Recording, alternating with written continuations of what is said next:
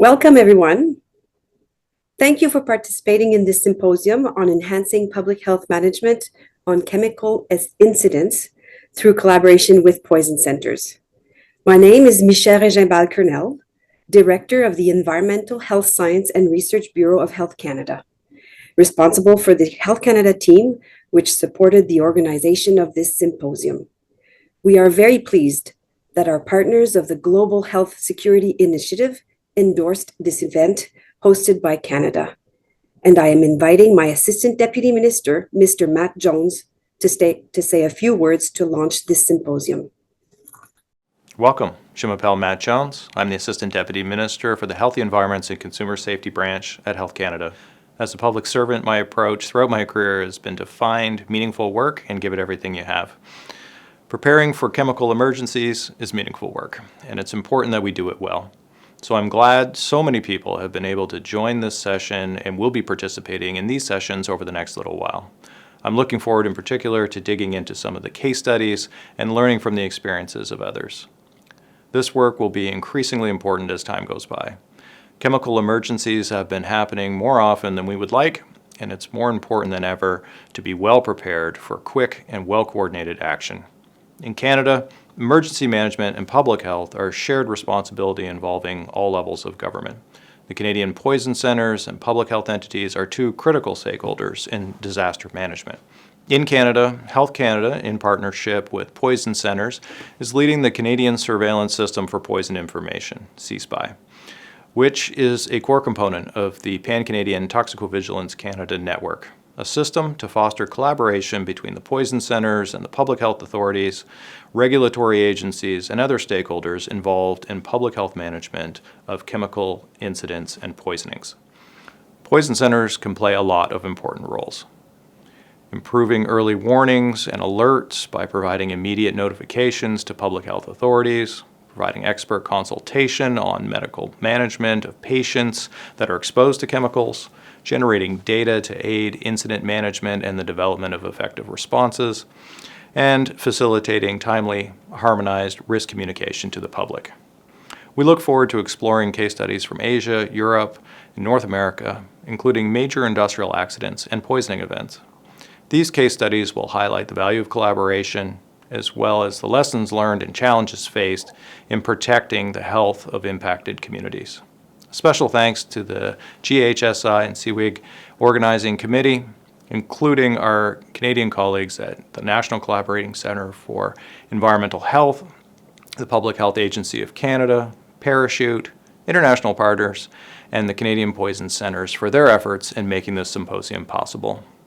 Enjoy the event, and thank you for your contributions. Morning, afternoon, evening to all our speakers and delegates who've joined this symposium. My thanks to Michelle Reginald Kimball and Assistant Deputy Minister Matthew Jones for kindly opening the symposium. I am Robbie Camineri, and as co-chair of the Chemical Events Working Group of the Global Health Security Initiative, it gives me great pleasure to welcome you to this symposium on enhancing public health management of the chemical incidents through collaboration with poison centers.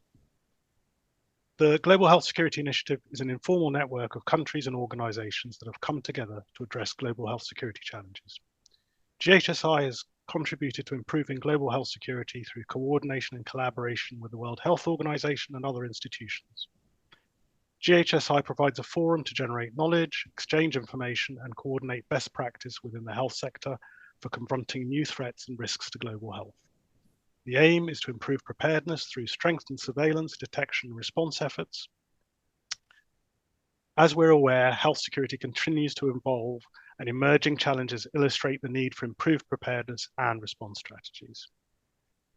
The GHSI Chemical Events Working Group is focused on strengthening the preparedness, response, and recovery for chemical incidents, as well as risk prioritization of chemicals, the identification of research needs and best practices, including medical countermeasures, as well as dealing with other cross-hazard projects such as early alerting and reporting.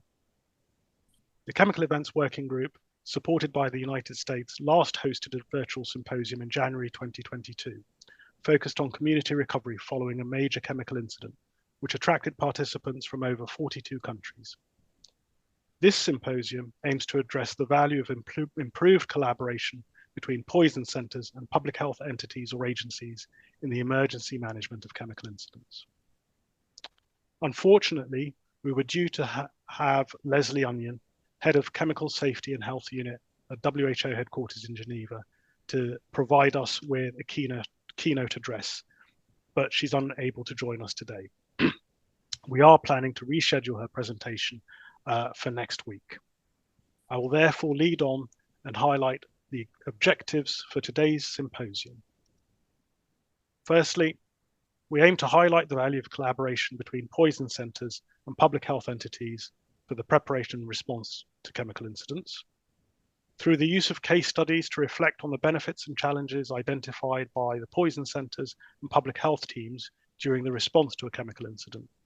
And finally, to share best practice or lessons and propose strategies to optimize collaboration between poison centers and public health agencies during chemical incidents. I'd therefore like to introduce Lydia Ma from the Canadian National Coordinating Centre for Environmental Health, who alongside the Chemical Emergency Management Team and Toxicovigilance Division of Health Canada are kindly hosting and coordinating this event on behalf of the Chemical Events Working Group. Lydia will explain the technology and logistics for the seminar. Thank you, Robbie. Hello, I'm Lydia Ma, and I'm delighted to bring greetings from the National Collaborating Center for Environmental Health, or the NCCEH in short. The NCCH, your event host, is one of 6 national collaborating centers for public health in Canada. Our center's focus is on environmental health, while others who are distributed across Canada, as you can see on the map, focus on Indigenous health, infectious diseases, methods and tools, healthy public policy, and determinants of health. To learn more about individual NCCs, please visit www.nccph.ca. Established in 2005 and funded by the Public Health Agency of Canada, the 6 NCCs specialize in knowledge translation. We have this mandate and orient our center's work in the following ways. We synthesize, translate, and exchange knowledge by incorporating evidence from scientific research and other knowledges to improve and strengthen public health practice, programs, and policy. We identify gaps in knowledge by catalyzing new research or the application of that research. And we build capacity by providing tools, establishing networks, foster collaborations and partnerships for Canada's public health system. Thank you to Michelle Regimeau-Kernel and also our Assistant Deputy Minister of the Healthy Environments and Consumer Safety Branch, Health Canada, Matthew Jones, for delivering welcoming remarks. And as Robbie already mentioned, we are unable to have Leslie Onion join us live today. However, we do plan to have her keynote opening remarks on day 2, which is happening next Thursday. Today, we have a stellar lineup of subject matter expert speakers from the Philippines, Oman, and Canada who will present their case studies. Our moderator today is Robbie Cominieri, Deputy Director for Chemicals, Toxicology, and Environmental Hazards at the UK Health Security Agency, who will introduce each of the speakers. For their bio sketches, please access them on infopoison.ca/events. And from there, you can visit the View More Information on Speakers link to view detailed bio sketches of each one of our speakers today, next Thursday as well. Today's agenda has been slightly modified due to Leslie's inability to join us. You can see on the screen that there is a scheduled break of 50 minutes between the first and second case studies. Each case will be followed immediately by a 10-minute question and answer, Q&A, with the case presenters.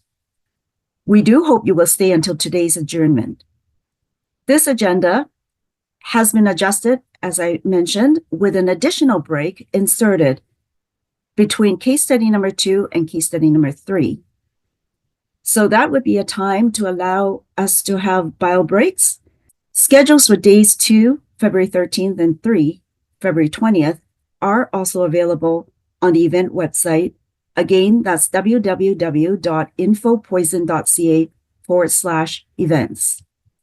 I would like to mention a few logistics and to make some requests to our audience today. To enable us to improve on this offering, we would appreciate it if you can take time to give us your valued feedback. The evaluation survey is now open and will remain open until 11:59 p.m. Pacific Standard Time on February 20th.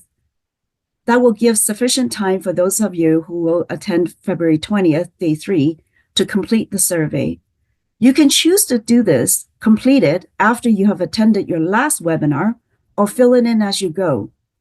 To do so, there's a special instruction on the front page of the survey to help you keep your place and data in the survey. Thank you very much in advance for your opinions. You can go to the URL that's shown on the screen or point your mobile device to the QR code as shown. We will have this link in the chat, the Zoom chat, so you can always reach for it when you're ready for it. Here, we outline the event website once again. And my point also is to request that if you haven't registered for days 2 and 3, you can still do so. And you can refer your colleagues, interested other colleagues, to also join us in subsequent Thursdays. To answer a popular question, yes, presentation recordings will be made publicly available on the above website. However, there will be a short delay before you can see today's videos. We will post them as soon as they are made available. Thank you for your understanding. As you're already on our Zoom platform, you may have noticed that your video and audio functions are disabled. To communicate with our host team, please use the Zoom chat function. You will only be able to communicate with us, for example, with technical issues or general questions. You will not be able to communicate with others in the room, such as other participants. The Zoom closed captioning is enabled for participants. To turn it on, simply go to your Zoom toolbar, click on the arrow to the right of your closed caption button. You can also use this button to select the language that will be transcribed for you as captions. And for security reasons and to minimize disruptions, we as hosts will remove artificial intelligence meeting bots. Thank you for your understanding on that. A word about Slido. Upon entering the Zoom room, you would have been prompted to open your event Slido. If you had clicked it open, you're encouraged to use it to post content-related questions there.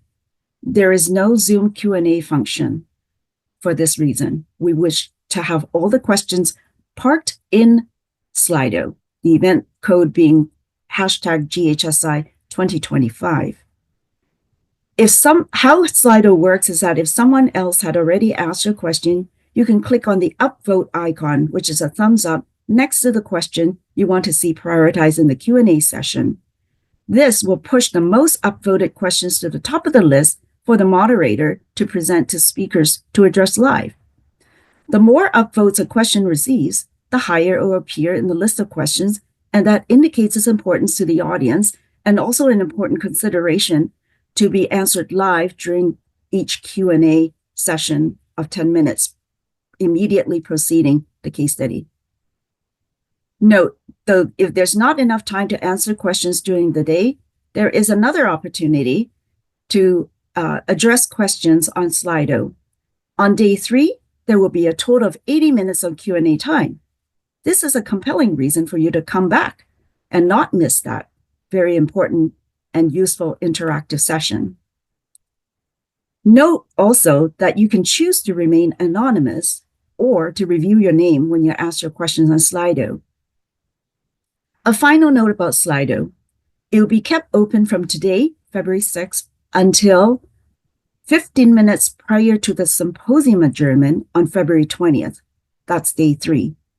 This means that you can continue to access a Slido Q&A board to add your questions that may come up after you view the presentation recordings. And so now I will hand back the time to Robbie. Thank you very much for your attention. Many thanks, Lydia, for taking us through that. So it is time for the first case study. So I'd like to warmly welcome Dr. Irma Macalinao, Coordinator of CBRN Health Initiatives at the University of the Philippines, Manila, and Dr. April Laneta, who is the Chair of the Department of Emergency Medicine at the University of the Philippines and Philippines General Hospital. A pleasant day to all the participants of this virtual workshop. Thank you for this opportunity to make this presentation. This is entitled Harnessing the Power of Collaboration in the Ammonia Mass Casualty Incident of 2021 during the COVID-19 pandemic, and this will be shared between the experience of the UP National Poison Management and Control Center and the Emergency Department of the Philippine General Hospital. I have no known conflict of interest, and this particular presentation follows the principle of no attribution. Before I begin, let me first review the Western Pacific region, territories, and countries, and also highlight the areas where poison control centers are actually located. It's important to note because chemical incidents are actually public health concerns where they benefit from the collaboration with poison centers. We can see from this slide that there are actually 37 countries and territories that belong to the Western Pacific region. And of these, 9 poison centers actually exist in Australia, Cambodia, China, Japan, Malaysia, Mongolia, New Zealand, the Philippines, and Vietnam. In as far as 24/7 poison centers are concerned, all except for Japan and also in Mongolia, where 24/7 poison center service is not actually available. Let me highlight in this presentation the role of the UP National Poison Management and Control Center. So the UP National Poison Management and Control Centers began actually in 1975, first as an emergency room poison center where it is mostly collaborated by the Department of Family Medicine and also by the Department of Pediatrics, headed by the mother of Philippine toxicology, Professor Nelia P. Cortez Maramba. Subsequently, there was a project with the IDRC Canada and GTSET that allowed us to now name the Poison Center as the National Poison Control and Information Service, which was subsequently changed to the National Poison Management and Control Center by virtue of a board resolution of our Board of Regents. This particular poison center functions to serve the Filipino people in events of poisoning from acute poisoning and also chronic poisoning and other types of poisoning cases that we see in the Philippines.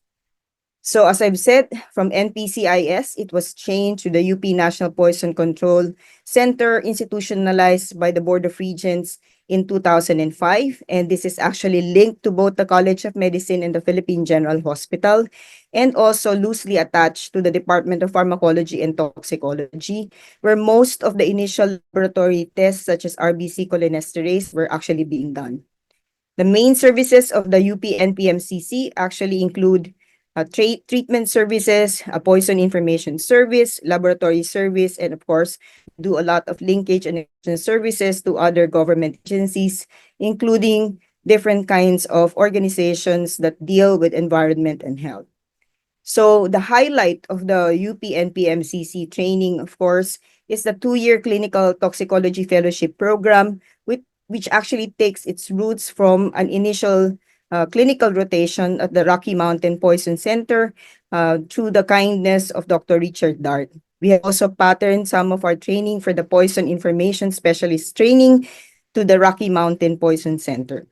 We also allow clinical rotations of residents, students, and fellows of other types of specialization in the Philippine General Hospital and other hospitals. In the postgraduate courses, we have a lot of training courses also offered for nurses and also analytical toxicologists. We also had training courses for our administration for toxicology in the past.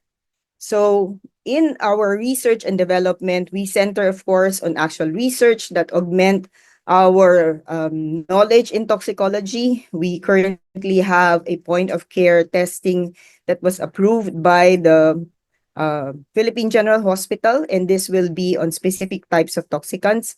And also, we have a lot of work in line with toxicovigilance. As of 2024, and this is the latest service output of the UPNPMCC, we have seen so many patients and referred to us as telephone referrals, which is a change from our initial when we were initially established. And so we now have more than 4,000 telephone referrals in contrast to what we had at the beginning in 1991 when the initial study was done. We still receive interdepartmental referrals. And as you can see in this slide, and we also at this point look at inpatient referrals and also outpatient referrals. In as far as the UPNPMCC is concerned, we also have a lot of social media presence. This is a way of actually promoting toxicovigilance. And as you can see, we have had advisories for pufferfish, and this has been posted and reposted by some people. And we have audiovisual presentations related to lead, caustic exposure, jellyfish sting, and the like.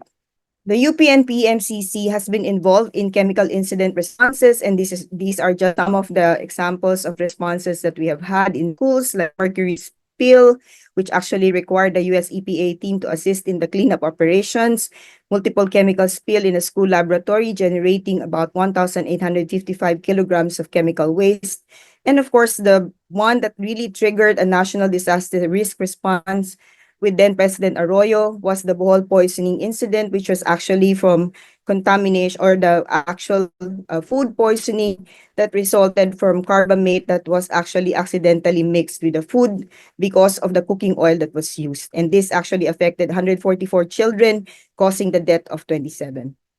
So for today, the main focus is really the response of the UPNPMCC on the ammonia mass casualty incident.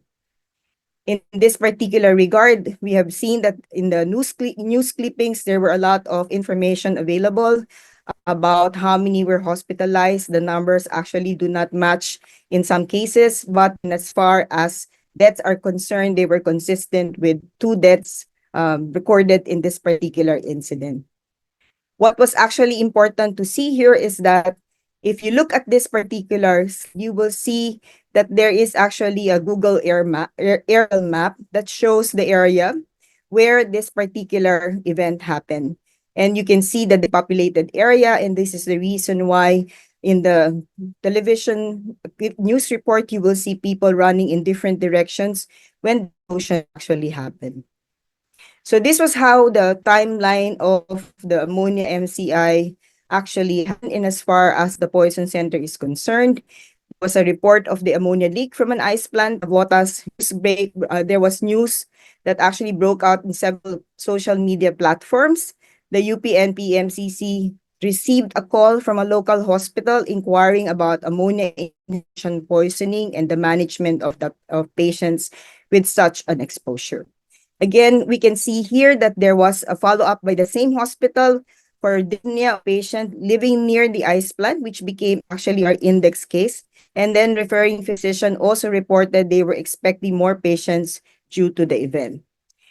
In as far as the subsequent action, minutes after this particular referral of the same hospital, toxicology fellow on duty alerted the on-call tox consultant about the incident. All the non-duty fellows were recalled to the poison center in anticipation of the surge of phone referrals. The NPMCC received a call from the same institution, this time referring 10 patients who were brought in due to difficulty of breathing, coughing, and burning eye pain. And then subsequently, the poison center recommended certain measures to alleviate the symptoms of these patients. After a few minutes, another hospital patients to the poison center for ammonia inhalants, and similarly, a protocol that was developed for this particular ammonia mass casualty incident contained recommendations that were actually relayed to the calling hospital, the hospital that was calling the poison center. So the NPMCC received another call, and this time this is from a citizen. So we are actually not only servicing hospitals, we have received calls actually from living in the nearby area, complaining of the pungent smell, and so the patient was advised to evacuate the area immediately.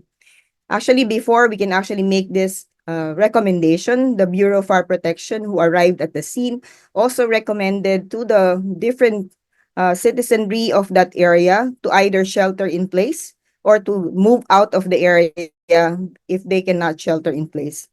Simultaneously, the other talks fellow was now talking to the BFP, the Bureau of Fire Protection First Responders, to really ask for more information about the actual ammonia leak. We were informed that the leak was actually plugged successfully, and therefore the leak actually was contained. NPMCC then informed the emergency room, and it's going to be discussed further by Dr. April Llaneta, because different types of measures they have taken in using the incident command system. So here you can the slide that the code triage was actually activated, and resident physicians and departments were recalled in anticipation of patients. Simultaneously, there were patients who were arriving, and also at the same time, we have seen that the difficulty here was that at this point, we also had to triage patients with COVID-19. So in as far as the patients are concerned, we received 22 patients. There were other 50 patients found in the Navota City Hospital and 33 more in the Tondo General Hospital, which were the two main hospitals referring to the poison center at the time. Here in this particular admitted patients, you can see that there was a pediatric patient, and this was actually an infant who had to be intubated because of the very severe case of exposure to the ammonia inhalational injury. So in as far as UPN PMCC is concerned, we consider the successes to be in relation to, again, timely alert and notification, creation of a case-specific triage definition, and also a set of symptoms that allowed the other emergency rooms, not only the Philippine General Hospital, to have a uniform evaluation of patients, and they were triaged according to what will actually be explained later on by Dr. April Llaneta. And these were the green, the yellow, and also, of course, when you talk about the black one, and these are actually the mortalities. So you can see that it's very important to have effective coordination with relevant units and agencies. So what were the lessons that we actually learned? One, importance really of facilitated coordination and network with other agencies and poison centers. We coordinated with the Bureau of Fire Protection, the Health Emergency Management Bureau, the other poison centers such as Rizal Medical Center and East Avenue Medical Center. We had very good collaboration with Tondo General Hospital and the Navota City Hospital, along with the city health officers and the One Hospital Command Center, which was activated during the pandemic. What were the challenges? Of course, these were related to the limitations in the ability to admit more patients to PGH, since PGH was the tertiary referral hospital, admitting moderate to severe cases of COVID-19. And there was a need for rapid disposition of patients arising from the pandemic situation. What are the opportunities for improvement that we saw during this particular case? One is the specific decontamination protocol for infants and young children. We realized then that it was very important that we cannot actually decontaminate infants and young children in a similar manner to that of the adults, because such decontamination procedure, especially the wet decontamination, may result in hypothermia in infants and young children. So we also need to be able to clearly identify the role of public health in a pre-hospital response to a chemical incident, so that we will be able to at least stage the response within the vicinity or in the hold zone of an incident, and in the ambulance, and eventually in the hospital. So what can be a way forward for the UPN PMCC in chemical incidents? We need to train medical professionals, do simulation exercises with them, serve as a receiving hospital, and provide secondary decontamination if needed in other types of chemical incidents. Support the first responders through technical expertise. So they may actually communicating initially with the poison center by telephone. And of course, we need to conduct training and simulation exercises also for the personnel of PGH, along with other agencies and hospitals. So with that, I'd like to acknowledge the following who contributed to this presentation. And I'd also like to show you that we have actually created a guideline on chemical emergencies and hazardous material incident response, courtesy of the Department of Health's initiative and funded by the World Health Organization, Western Pacific Regional Office. Thank you very much. Hello, everyone. I'm April Yaneta. I'm an emergency medicine specialist with the Department of Emergency Medicine, University of the Philippines College of Medicine, and the Philippine General Hospital. It is my honor to share with you a case study on managing a recent chemical incident in the Philippines. I have no relevant relationship or financial material support to disclose. On February 3, 2021, at 4:40 in the afternoon, an alert was received through the messaging group of the CBRN, or Chemical, Biological, Radiological, Nuclear Medical Response Team of the Philippine General Hospital, about a mass casualty incident in a nearby city involving an ammonia leak in an ice plant. The information was immediately passed on to the Chief Resident of the Department of Emergency Medicine, the Emergency Department team leader, and charge nurse on duty, as well as to the medical records section and the hospital security team. After verification of the information by the National Poison Management and Control Center, the mass casualty incident protocol of the hospital was activated and the emergency department team was mobilized. Since the hospital was a designated COVID-19 referral center, the ED staff had to quickly discuss and implement a revised setup in the emergency department that will facilitate the management of the patients exposed to ammonia while maintaining the areas for the COVID-19 patients. So the ED team designated areas for the ammonia exposed patients, the red zone for the critically ill, the yellow zone for the patients with moderate symptoms, and the green zone for those presenting with mild symptoms. An emergency mass decontamination area was set up outside of the ED by the CBRN team.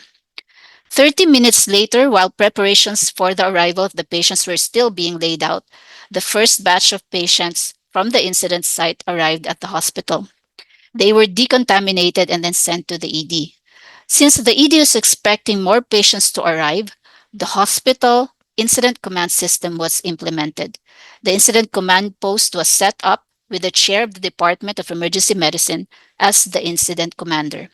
The second batch of patients arrived less than 30 minutes after the first batch.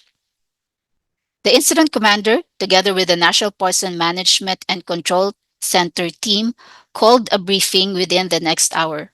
Representatives from the different clinical departments and administrative and support services, such as the laboratory, pharmacy, and other units, were updated on the situation and were given specific tasks and responsibilities.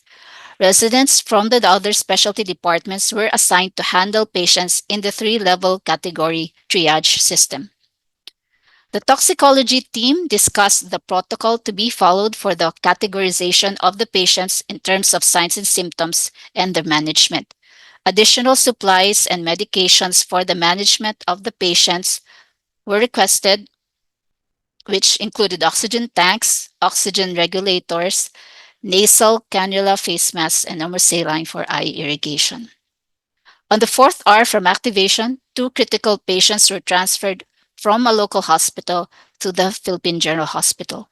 On the 6th hour, after confirming that the incident at the site has stabilized and that no more patients were expected to arrive, the incident commander recommended a de-escalation of the operations.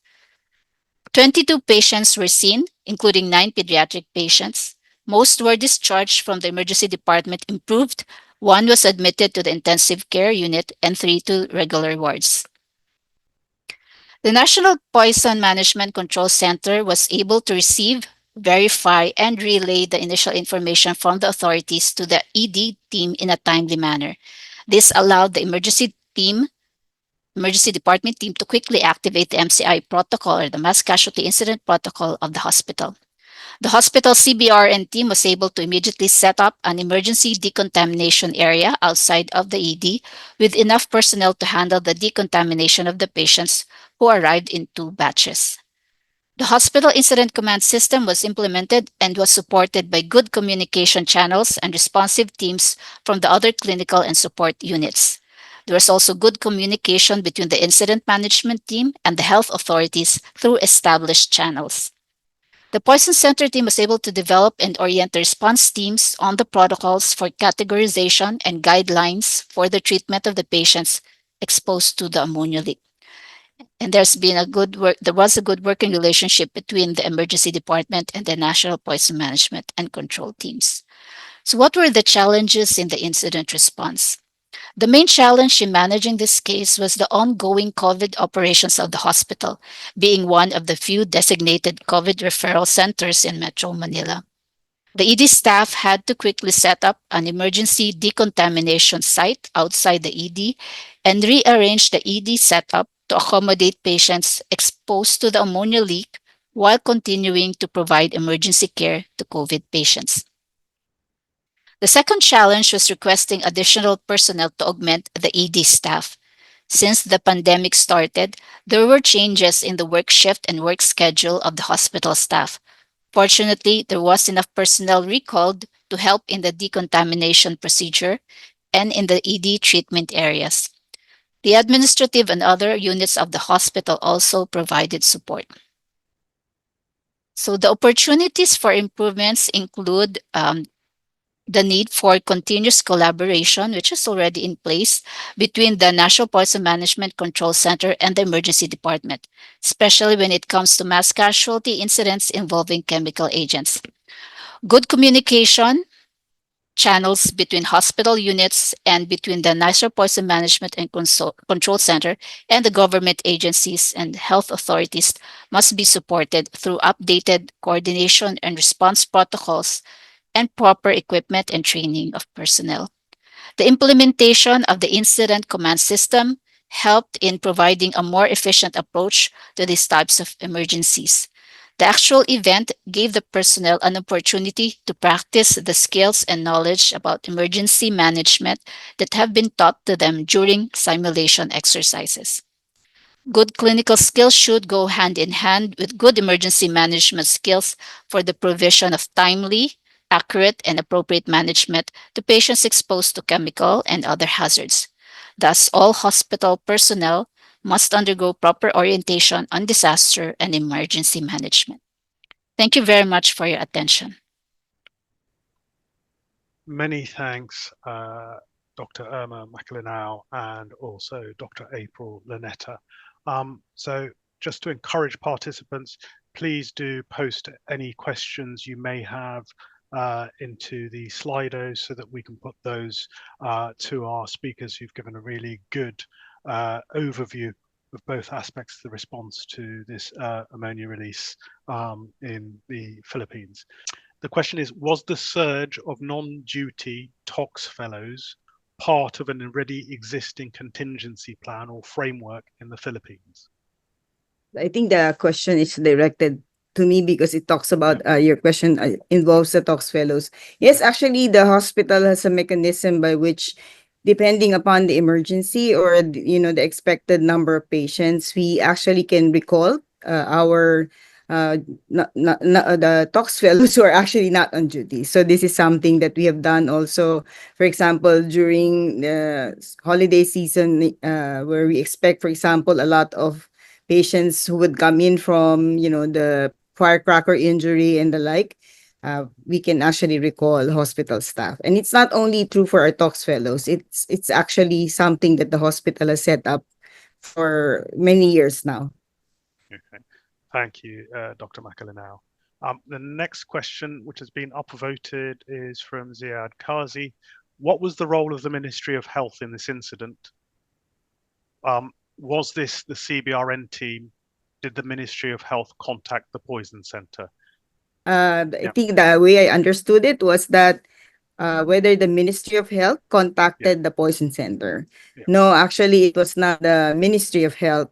For this particular ammonia case, it was actually a call from a specific hospital who actually were located near the incident site.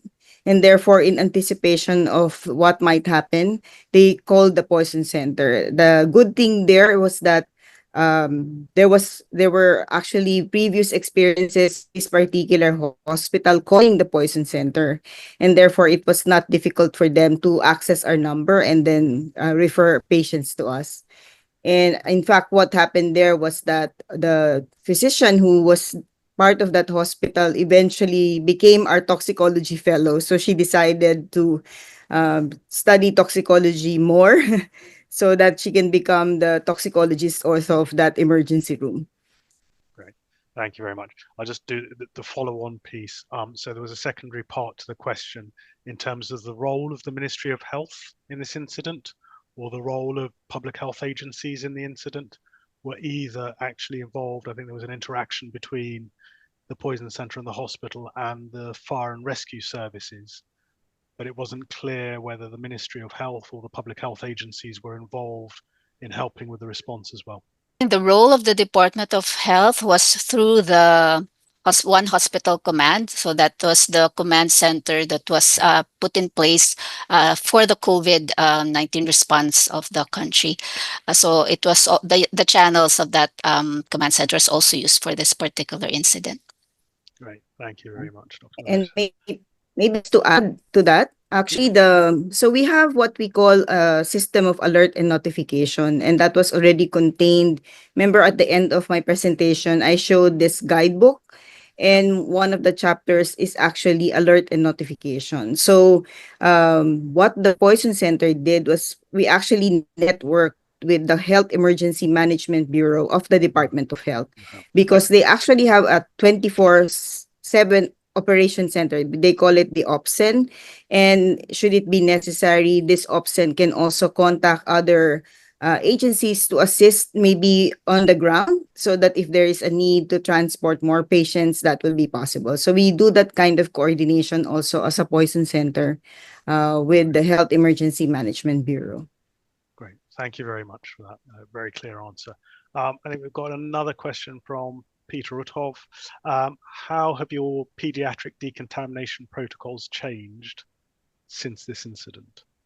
Yeah, actually so one of the things, as I'm actually a pediatrician as well, so when we had this case presented, because this was really a baby, less than 1 week old.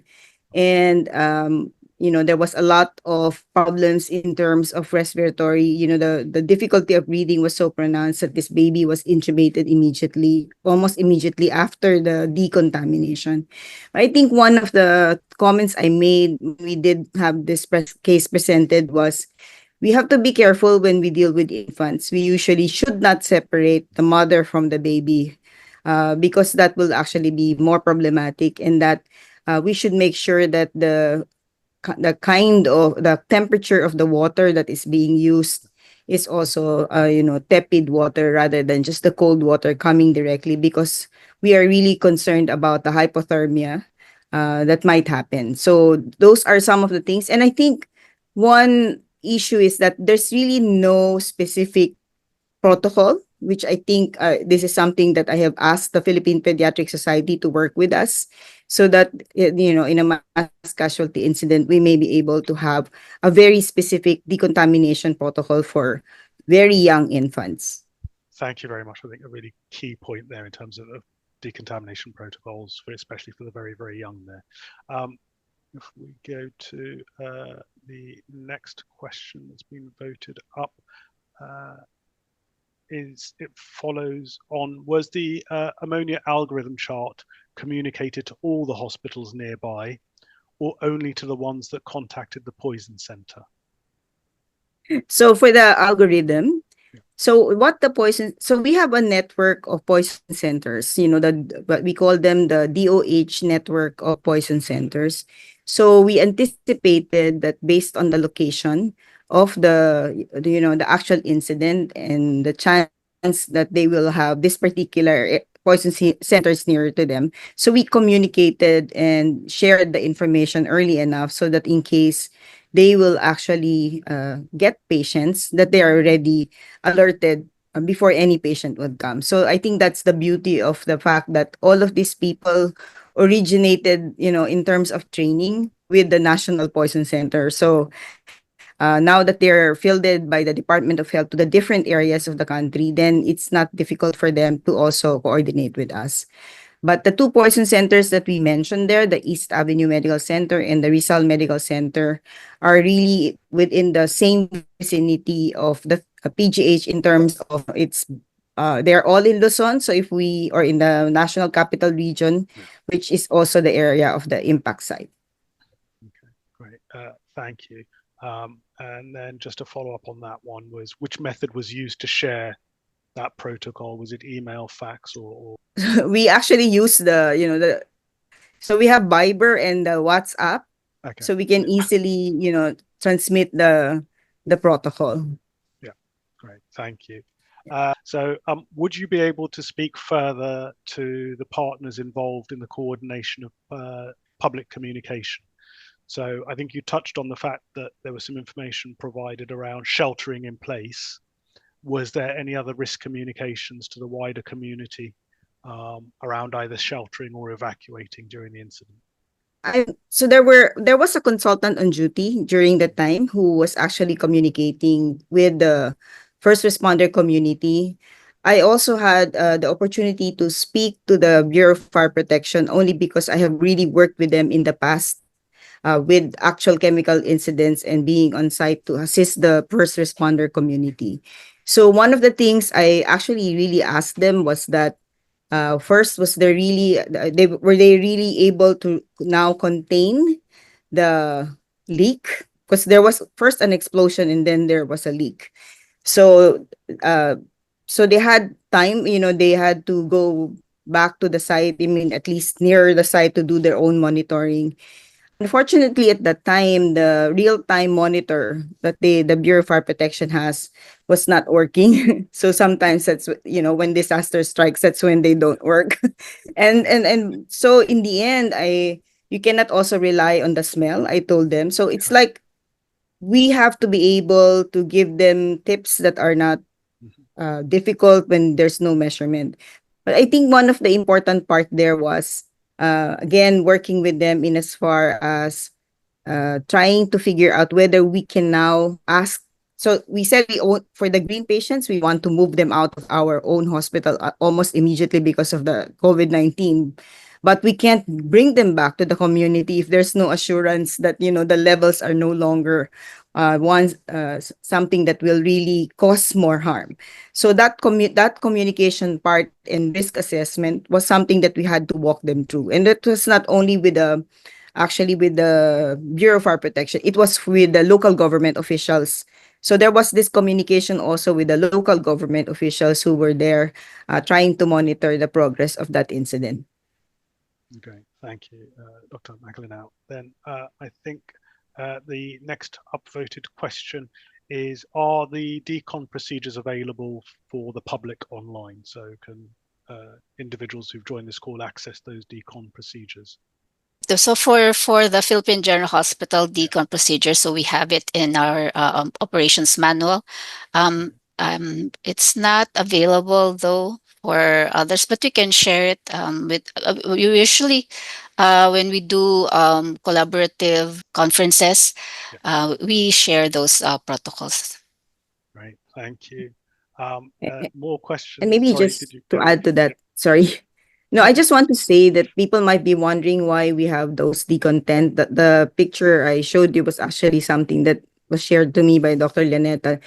Those were donated to us previously. I think it was in 2019 by the US Department of Defense Threat Reduction Agency. So we have some suits like the level A, B, and and C, and this particular decontent that we have acquired through the US Department of Defense. And we have also been using some of the training suits to train other agencies. And the most recent one was the request by the Army Surgeon General's office for some kind of training. So we brought that tent to their facility. Right, thank you. The question is was there a need to decontaminate the individuals because they'd been exposed to a gas rather than a liquid? There are two schools of thought really about gas, especially for those which are highly water soluble. Ammonia is an example of such a highly water soluble gas. So, in this case, the decision to decontaminate was really because the patients came in with burning sensation on the skin. And therefore, it was not really the decon using the decon shower. It was mostly really using soap and water for 2 to 3 minutes just to remove the burning pain that was already on their skin. Of course, we were concerned also with the decon of the eyes was very important because we didn't want them to become blind after all. And so I think that's why I thought that at some point, we know that if we use water on ammonium hydroxide, because it becomes, I mean, ammonia will become ammonium hydroxide with water. But one of the things that was also important here is remember that this was a very crowded, impacted area, and the people were running, and so the sweating was there, and the sweat by itself has already dissolved some of the ammonia gas into ammonium hydroxide, which is really highly corrosive. And that's the reason why the decision to do some kind of improvised decontamination was actually performed. Thank you very much. Really clear answer. There's the logic to that. The next question is, are there linkages with the emergency services? Would the poison center contact them when they identify a trend, either in patients presenting with a particular symptomatology? So our poison center, the UP NPMCC, is open to any caller. So our number is publicized, and therefore, we also have social media presence, and therefore we can easily be contacted. We have been contacted by different kinds of emergency responders, even the general public. When there are some cases. So in this particular case of ammonia, we were contacted also by people in the community. Yeah. I think what the question is also asking is that if the poison center identifies a trend in terms of patients presenting with a particular toxidrome, do you then directly link in with the emergency services, the EMS teams, to say we're seeing patients presenting with these types of symptoms? Is there an issue that they may be aware of? Okay. Whether the poison center alerts them. Yeah, actually, we actually do that. So, for example, I remember before during the time of the red tide poisoning, when we were seeing trends of people having, the symptomatology associated with red tide poisoning or saxitoxin poisoning, we actually alerted the community, the local government units who might be able. So we create a case definition so that if you see these signs and symptoms, please bring these patients to the nearest hospital because it couldn't be always to the poison center, and consider the following emergency management. We have done that in the past. So similarly, when we had poisoning, so remember we had the school. I mentioned a school that had multiple chemical spill. We also did communicate with the local government unit, in fact, with the mayor directly of that community, so that we told them that these are the initial measures that you have to do. These are the types of symptomatology that you have to watch out for. And therefore, if these are present, it might be better to have that patient in a hospital rather than just remain in the community. So we have had different kinds of interventions. Many years that we have functioned as a poison center, we have also been part of different kinds of disasters in communities where we needed to transport patients, direct them to transport patients. We also do that as well. Okay, thank you very much. The next highest one is, what lessons were learned from this incident and what could have been done differently if this reoccurred? As somebody working in the emergency department, I think the timely sharing of information is one of the critical points. in responding to these types of emergencies. So I think that was clearly highlighted in this case. No? So there was good communication even before. No? We have established communications between the emergency department team, our own hospital EMS, emergency medical services team, our pre-hospital team, and health authorities. So that's crucial, as well as we have the protocol for mass casualty in place, and we can easily activate it. The key for us is to train our hospital personnel to respond. No? So we do a lot of simulation exercises, and I think that played a role in this response for this case.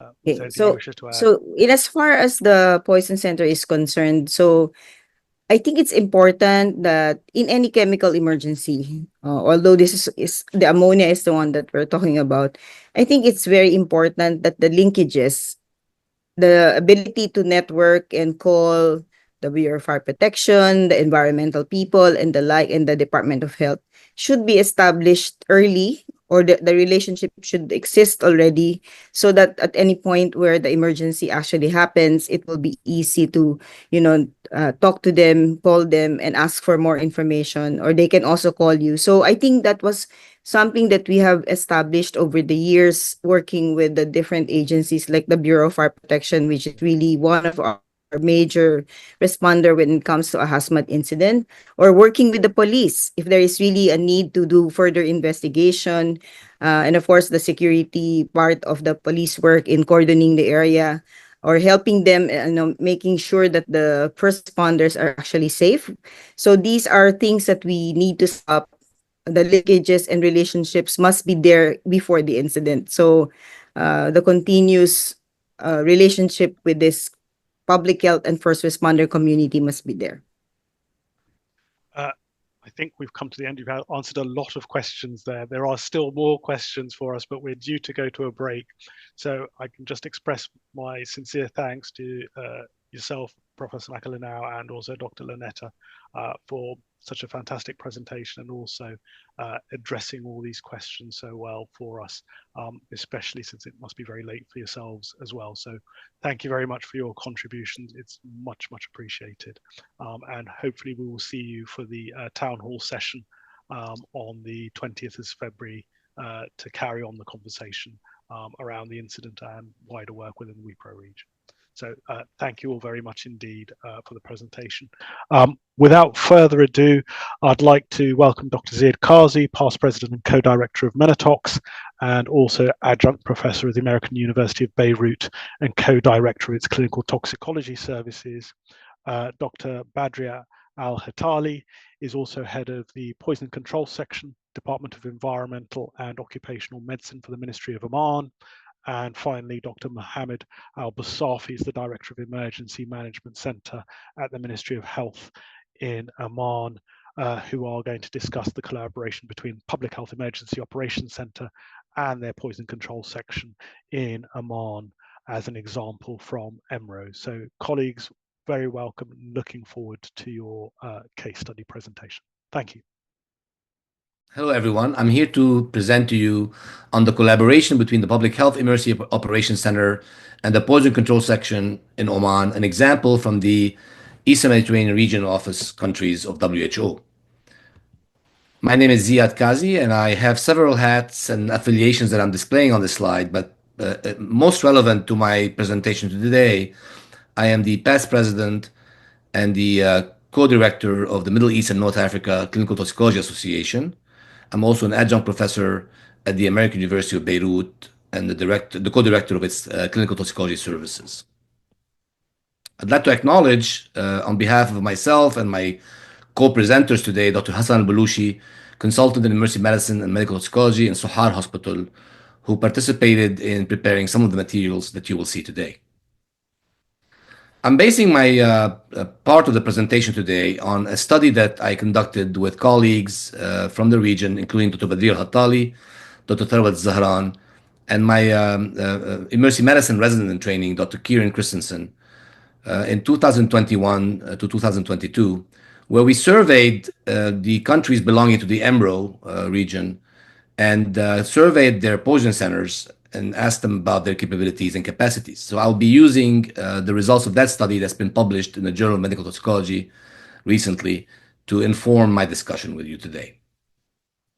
Now, in this study, we surveyed the 22 countries listed under EMRO, and we reached out primarily to the director of the poison center when a poison center was easily identifiable. And there were some countries that did not have a poison center. So those were the 6 countries that we identified as lacking a poison center. Out of the 16 countries that we thought had poison centers, we were only able to interview 14 of these poison center directors or leaders. So we really had only 14 out of 16 poison centers interviewed. And we believe that EMRO countries, 16 out of them, out of 22, have a poison center. Now, of course, our study was conducted via a live interview that was recorded. We used Zoom, or we used Microsoft Teams, or we used WhatsApp in certain situations. The interviews were conducted in English or Arabic. In some cases, we spoke French and English to communicate with the interviewee. Of course, there are some limitations here based on our questions that we posed, the way our questions were understood and answered. And we did not have any opportunity to visit these centers in person. So when you look at the data that I'm presenting on this slide, I would like to really focus on the percent of all EMRO countries. I'm going to use that percentage. Of course, you can also look at the percent of countries with a poison center. But I want to focus on the percent out of these 22 countries that belong to EMRO. And you notice that 63% of countries in EMRO have a call center in a poison center, basically. And that's a good thing, I believe, as far as the percent, but not 100% like we want it to be, as defined by the WHO guidelines on poison centers that were recently published. Another important piece of information or important data is that only 40% of EMRO countries have a poison center that is open 24 hours a day, 7 days a week. And similarly, only 40% of EMRO countries have centers that take calls from the public and healthcare professionals. So that's something that's important to note here today when we consider the discussion that my colleagues will take on later on, and the rest of the regions present their case studies over the next 3 weeks. The WHO also indicates in its guidelines the importance of having a clinical toxicology treatment unit and a laboratory. And in our study, we found a low percentage of EMRO countries, 22% and 40%, that have a clinical toxicology treatment unit in their poison center and a laboratory, respectively. Now, this may not be conceived as essential in some parts of the world. For example, in the United States of America, where I practice at the Georgia Poison Center, we don't have a treatment unit inside of our poison center, although we are all clinically active and affiliated with a hospital where we see patients at the bedside with chemical exposures. So that specific data point is interesting and warrants discussion, whether the treatment unit should be in the poison center or whether an affiliation of the poison center toxicologist with a hospital would suffice. Similarly, for the laboratory as well, many poison centers may not have a laboratory, but have an affiliation or have access to laboratory resources. Again, as you see in EMRO, only 40% have a laboratory within their structure. Another very important data point is that a very low percent of EMRO countries, 9%, report their data from their poison centers to the public. And I think that's important to consider considering the value of toxical surveillance data, reporting this data to the public, to other private and academic partners who can use this for research or for developing policies or advocacies and preventive strategies. Looking at the workforce that is employed at these poison centers in the EMRO countries, we find that you have 45% of them that have a clinical toxicologist. Typically, when we call a clinical toxicologist. In this specific survey, we specified a clinical pharmacologist with training in toxicology. And when you look at the medical toxicologists, who are physicians trained in medical toxicology, in that case, only 36% of EMRO countries have had such people on staff. Now, 50% of our poison centers and 50% of our countries at EMRO had information databases, which is very important. As we know, we need these information databases to look up specific chemicals and health effects and diagnostic recommendations for these exposures. 50% had an electronic medical record, and that's also important to capture the data in a reliable, uniform, analyzable manner. Very relevant to the theme of this webinar series, only 50% of EMRO countries poison centers were involved in emergency preparedness. Again, this was very subjective. It was a question that we asked to our interviewees, and we did not really go into too much detail. So we have to just really take this data as is without the ability to drill down on more details on what is that involvement in emergency preparedness mean or entail. And I think today, when we hear from our colleagues in Oman, we'll hear more from their experience, and over the next 3 weeks, we'll learn from the rest of the world's experience in the role of a poison center in emergency preparedness, which is, I believe, very important. Along the similar line, poison centers in the EMRO region tend to know where antidotes are, but not necessarily stock them. So only 36% stock the antidotes or the antivenoms, which I believe is not surprising considering the resources required to stockpile antidotes and antivenoms. I believe knowing where these resources are as a poison center is sufficient.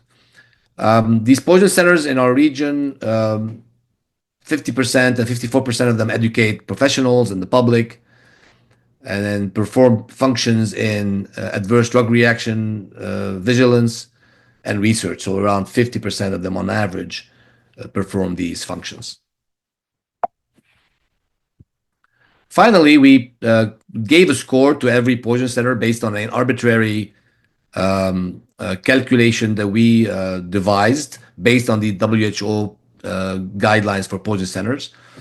And the reason why I show you this data, not to read every single category that we scored, I'd like you to just look at the graph below to see the spread in the scores.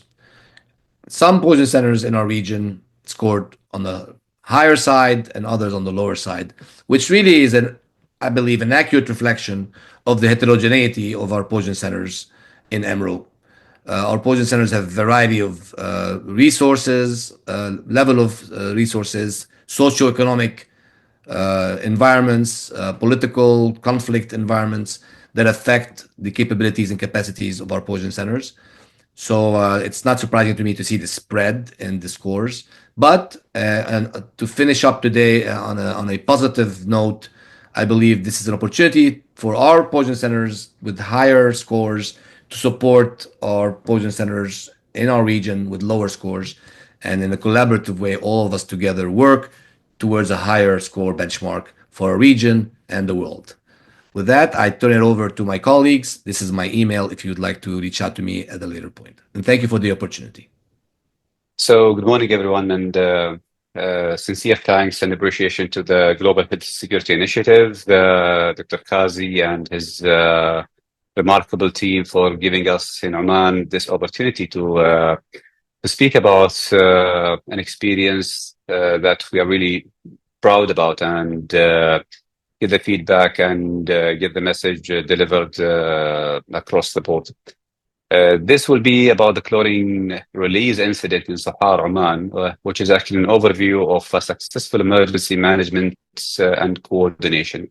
My name is Mohammed Al-Busafi. I'm an emergency physician, board certified. I'm the Director of Emergency and Public Health Response Center in Oman, in Ministry of Health, obviously in Oman. We're going to discuss about the timeline of the Public Health Emergency Operation Center activities.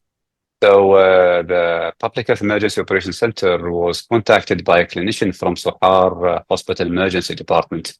The incident was basically about a local and a regional plan activated as a result of this call. And we ended up in activating local and regional public health emergency sector as well. That included all the members in the sector. We also ended up in activating the National Hazmat Team. The Public Health Emergency Operations Center ended up in contacting the Oman Poison Control Center here in the Ministry of Health. The staff personal protective equipment and decontamination plan were discussed with the hospital staff, and the patients were actually redirected from Sohar Hospital to other hospitals, including those who were in the private sector, which is actually a success story that we can share here in this platform, in the sense that the private sector is actually a part of the national emergency response, which is actually something that we are really very proud in Oman. As a result of this large number of victims, which we will discuss obviously throughout this presentation, we had to distribute the patient to many other hospitals.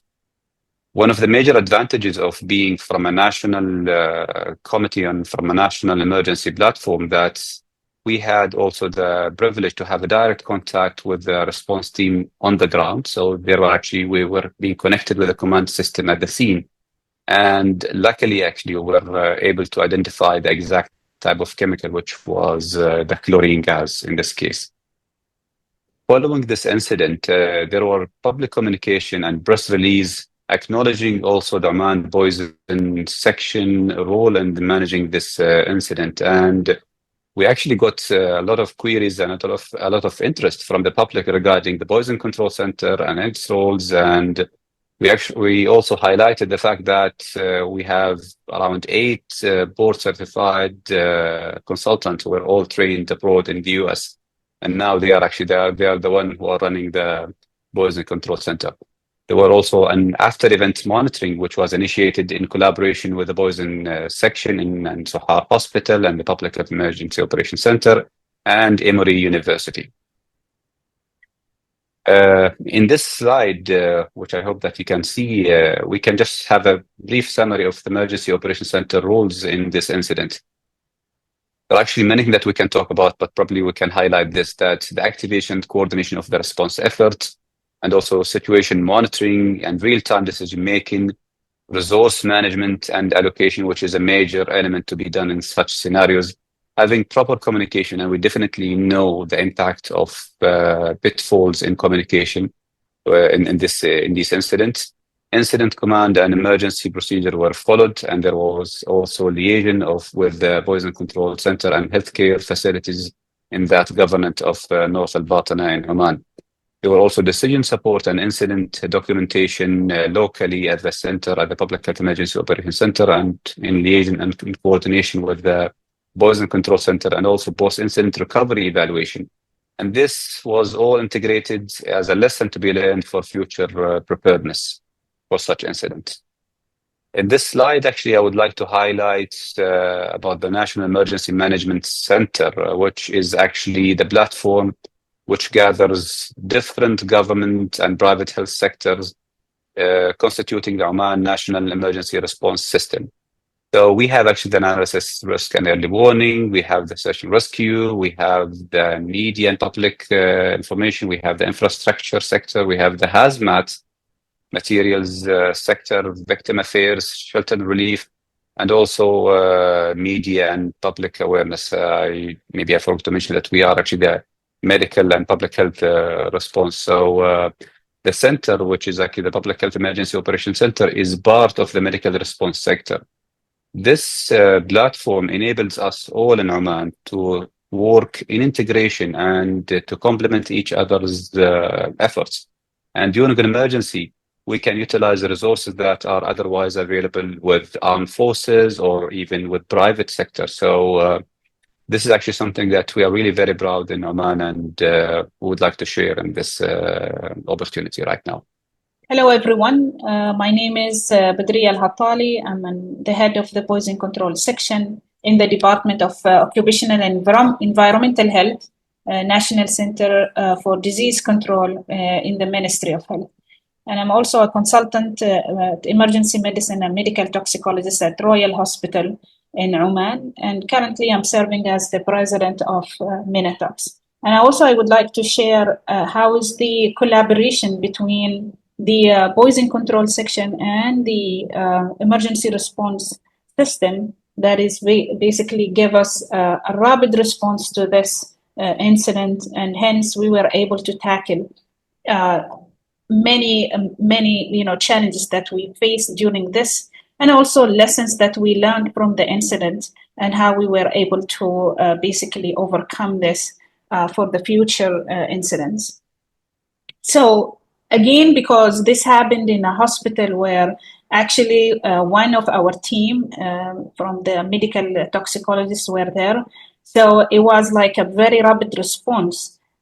We got contacted initially from Sohar Hospital by this medical toxicologist, Dr. Hassan Al-Belushi, and then immediately after we get notified by the EOC that we are actually dealing with an incident of some sort of gas that has been released in the industrial area, which is about 500 meters away from the hospital. And we were able to rely on the signs and symptoms that these patients presented with to rapidly identify what could be the possibilities of this kind of an exposure. Although that, this call was started at around 9:15 p.m., which is unfortunately our system currently, because of the initial development of the poisoning center, the service closed around 9:30. However, we were able to handle this directly afterward, and it was, we were able to record all the cases along as the signs and symptoms, as well as the management plan later on. And we were able to collaborate with the public health emergency response team in terms of what is the appropriate PPEs and ways of decontamination, although we struggled with the decontamination considering the number of victims that was being involved. And we were able to basically from the poison center to follow up these cases later on and find out how their course of illness and what is the consequences. And constantly we were getting consultations from the healthcare professionals in Sohar Hospital at the different levels, basically asking about the further management of such cases. So we had about 42 cases that's been involved. However, only 31 that came directly to Sohar Hospital. Majority of them were Bangladesh, considering that this is happened in a specific industrial area. And it was a majority of them were young, so they were between 20 to 30 years of age. And we could, face later on the challenges, particularly in certain group because of the high incidence of, past medical history of being smokers. Now, as an irritant gas, which is chlorine, the expected symptoms that we also, as a poisoning center, we were able to predict and tell the, physicians basically to monitor and watch. Mainly there were a cough, shortness of breath, and some irritation in the upper airway. We were also able to help in terms of the disposition of these patients, so the majority of the cases that got sent home with a follow-up later on from the center, we had only one case that got admitted to the intensive care due to a past medical history of asthma. And then, of course, later on, we were able to do this kind of follow-up over 48 hours and then 2 weeks from the incidents to see what is the residual symptoms and what extra things that can be done for these cases, considering the possibility of developing interstitial lung diseases and so on. So I guess when it comes to the success in this scenario, we can look at, the fundamental of this kind of collaboration between the agent, host, and the environment. And so we were, although this is a chlorine gas, which have an intermediate water solubility as a chemical, we were not sure what we are dealing with at the beginning. And also it is a rapid onset of symptoms that basically tackled we required immediate address to it. In terms of the environment, we were lucky that this happened in an open space. So, and then we were able to basically estimate the amount later on with the help of the EOC and their team, basically. And it was about 500 meters away from a residency area. So that's probably the reason why we saw this kind or this number of victims. Now, the host, the actually majority of them were healthy workers.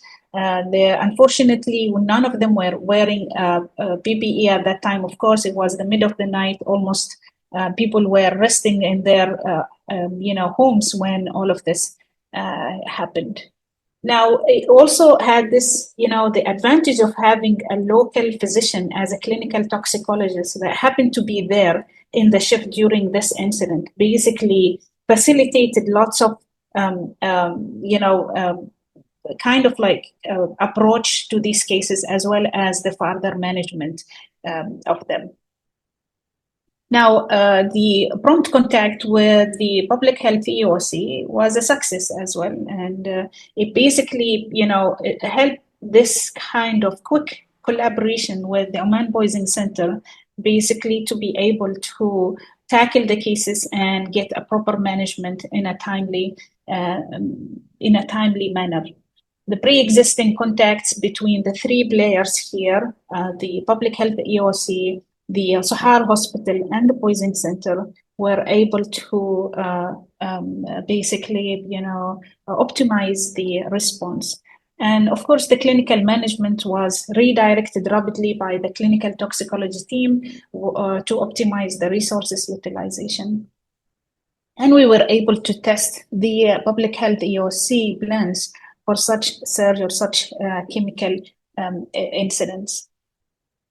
Now, of course, the challenges that we faced is that we don't have currently a service that is running 24/7. And so probably, handling these cases later on, this is into a smaller stage. But if we consider quite a bigger incident, then maybe that would be a challenge for us.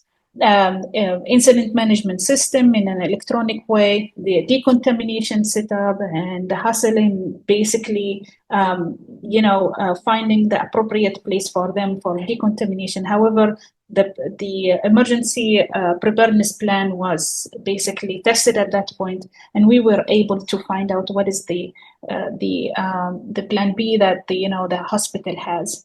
And of course, one of the things that always is there in any kind of incident is that the emergency physicians at the beginning or the first responders, they're not sure what is going on. And so they're basically having this kind of not knowing exactly what they are facing and how to manage probably was a major challenge.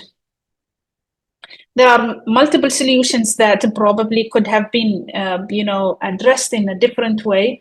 And definitely that is something that is an aftermath is being, consider the integration between the poisoning center, enforcing this kind of collaboration, sharing resources among us. And of course, training and exercises is always the mainstay of, response to such cases, collaborating with the industrial sector.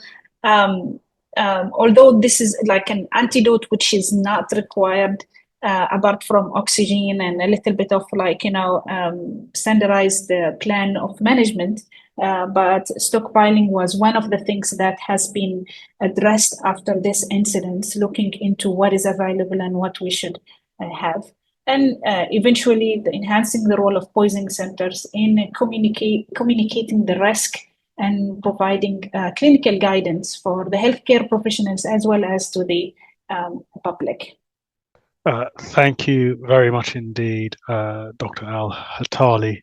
Really impressive presentation there alongside Dr. Al-Basafi and Dr. Kazi as well.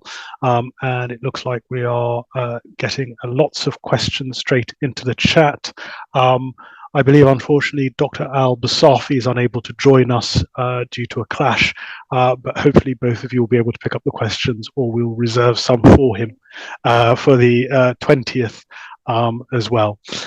So I think if we kick off first with the highest ranked question, considering most poison centres do collect data in some form, do you think the low percentage of poison centres which report to the public could be improved by annual reports as per the WHO guidance, which encourages this?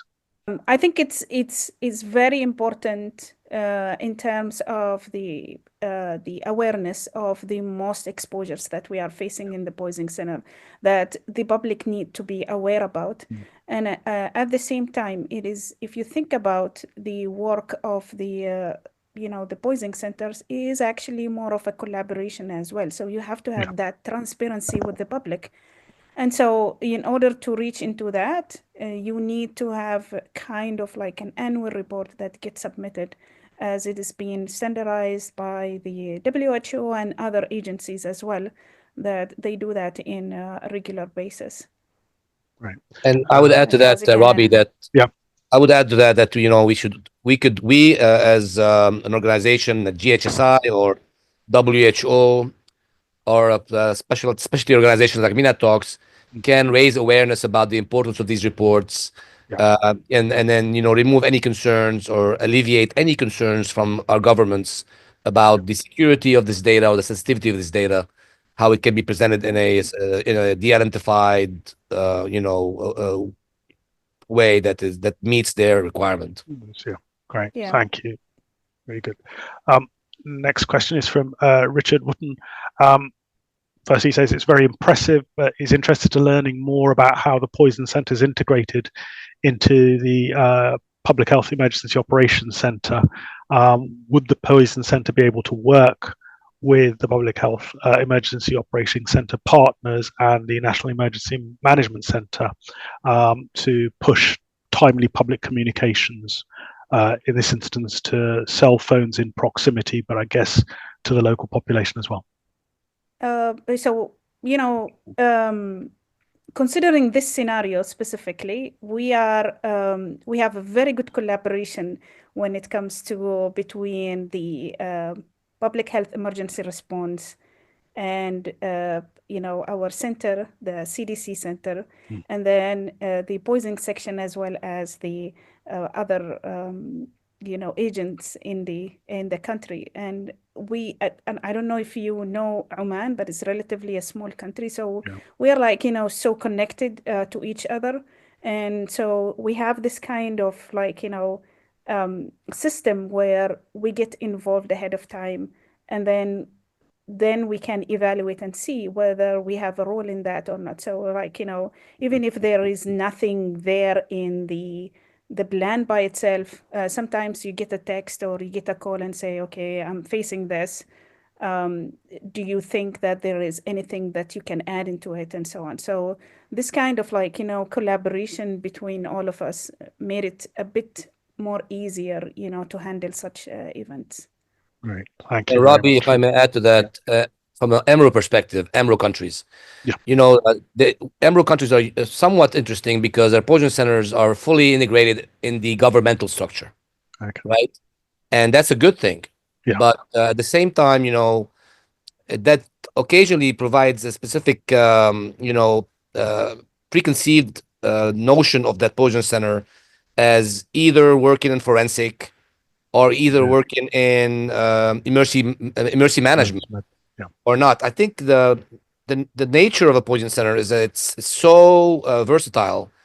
It has an emergency management function, but that doesn't really define it only. There are other things that a poison center does in forensic, in prevention, in pure public health preventive strategies, toxicovigilance, toxicosurveillance, okay?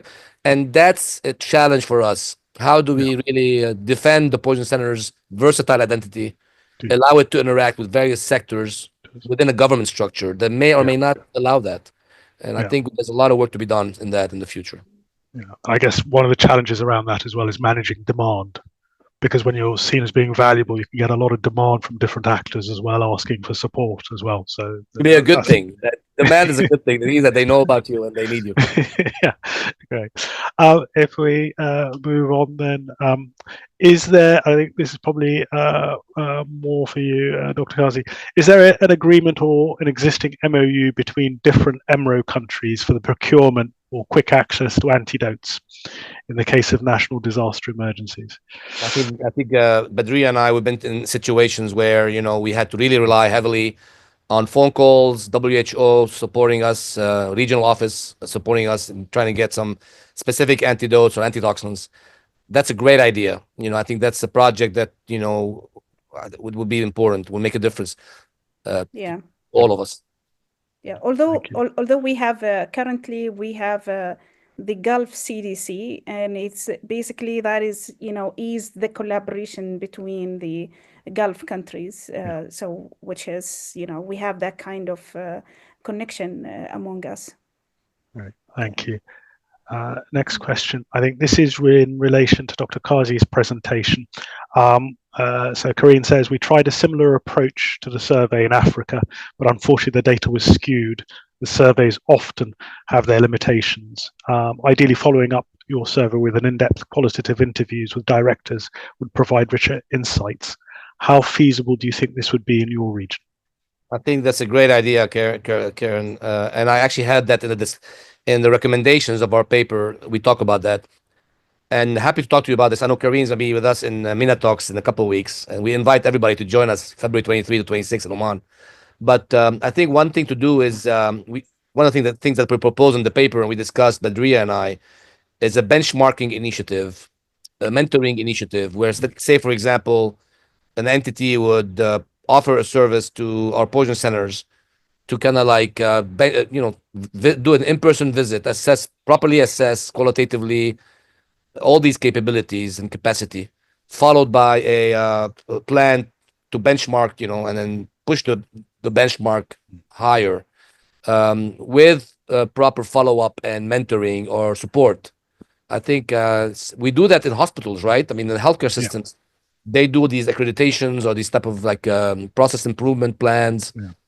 I think WHO, again, we ask so much from WHO, but WHO, the global community, specialty organizations, healthcare systems in the region can potentially embark in this project with the support and, of course, consent of the government to allow all of this. Right. Thank you for that. Anything to add, Dr. Al-Hatali? No, I think I echo what Kazi said. It's quite challenging considering the the diversity in the way how the poisoning centers set up in different EMRO region. And so it would be quite challenging basically to get into the concept of standardizing what kind of service that it should be provided. However, that I think that Minatox is looking forward to it being an association in the region. And then, we are encouraging all of the poisoning centers to be part within it. And so in that way, we have this kind of like, arrangement can be easily done. And I want to just mention here, Robbie, that there's an Eastern Mediterranean Poison Center Network, EMPC, that was created with support from WHO several years ago. So, and Talks, collaborates with EMPCN. Currently, there's some like inactivity ongoing due to a variety of reasons. But that's another group that is valuable that we could leverage and work with. Yeah. Interestingly, following on, it's not top ranked, but there's a question there from Mark Winter about the closure at 21:30 and whether it's feasible to share calls from the public answered by other EMRO countries. I don't know if you can see it's a bit of a challenge. It's quite a challenge. It's again, if we don't have that MOU of collaboration between us, and then it is like, every poison center has its own identity, whether it is governmental or private, in a private sector. And so reaching into that level is quite challenging. Although we tried it, so we had some sort of like informal collaboration with different countries, like for example Qatar, and then we did that for Abu Dhabi. But it is there. It just need to basically we do more efforts and we step in and we say that this is required, because if we look at it, it is quite hard, sometimes with different resources, from one country to another, it might be very difficult to reach to that optimal kind of standardized poisoning center level.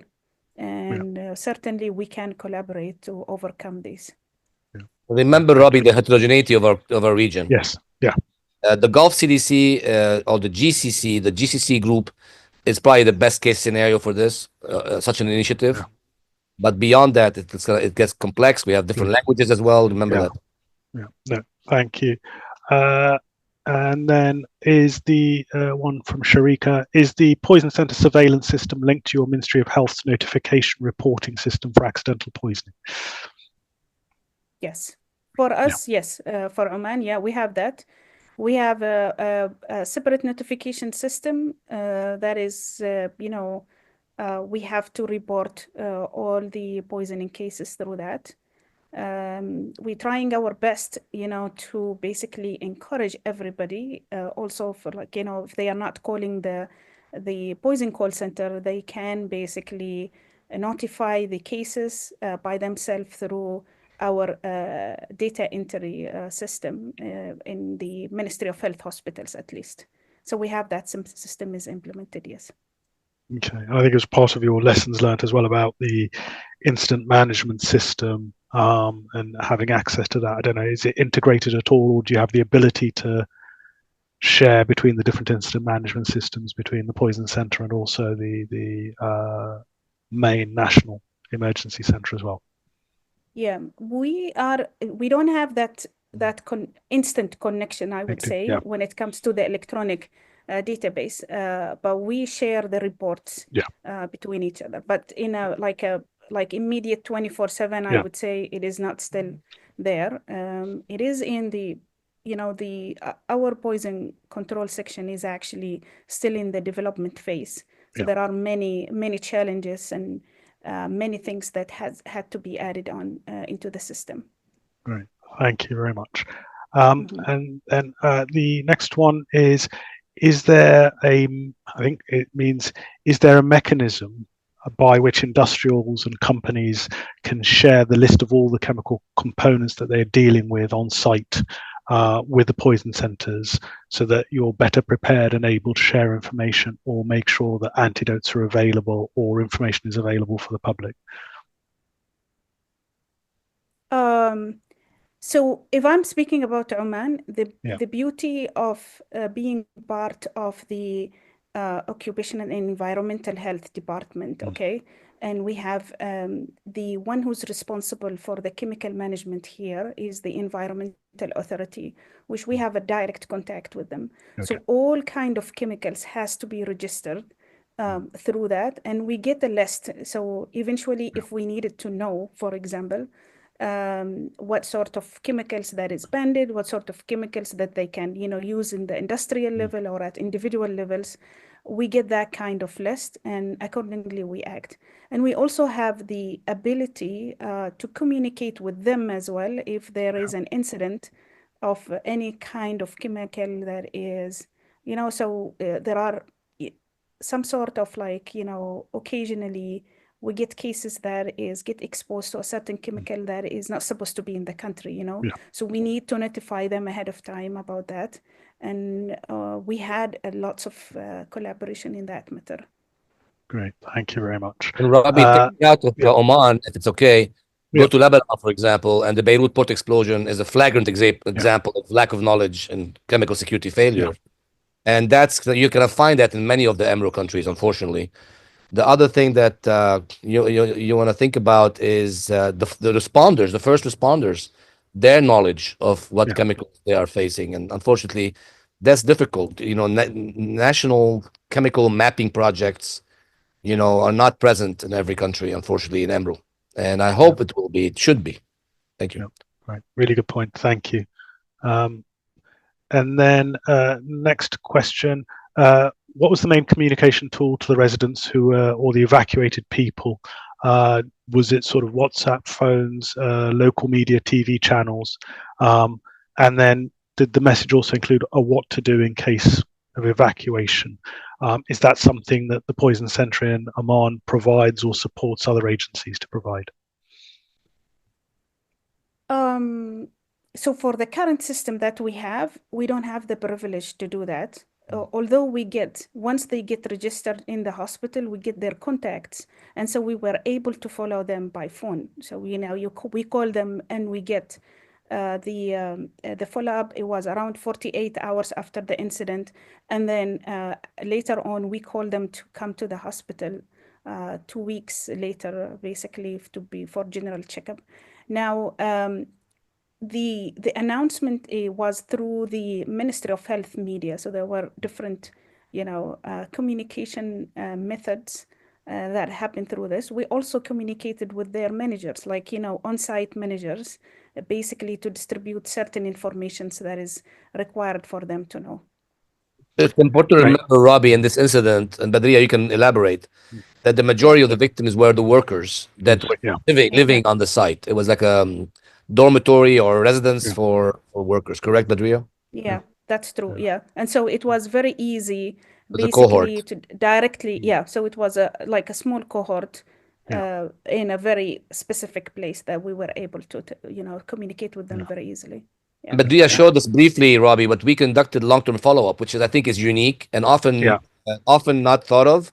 A Poison Center playing a role in looking for the after-event monitoring of the exposed population, looking for the potential for non-occupational asthma, reactive airway dysfunction syndrome in these victims, and that was important. Yeah, and I think that's the key thing is participating in that recovery effort after the incident as well, gathering really useful information. One question for me, I think it suggested that the site was 500 meters from residential areas, but also suggested it was about 500 meters from the hospital as well, or did I get that wrong? Maybe it was maybe it was a mistake during the call. The hospital is about 500 meters from the residency area.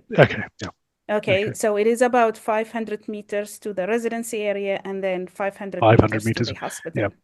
I was just thinking about potential impacts from the site to the hospital itself. To the hospital as well. Yeah, exactly. You're right. No, fantastic. Thank you very much for a really great presentation and taking the time to answer the questions as well. As noted before, we will start capturing those that we haven't had a chance to answer and hopefully pick those up at the event on the 20th of February as well. So really lots of virtual clapping for yourself and Dr. Al-Hatali and Dr. Kazi, and also for Dr. Basafi for your excellent input for the session. It is much appreciated.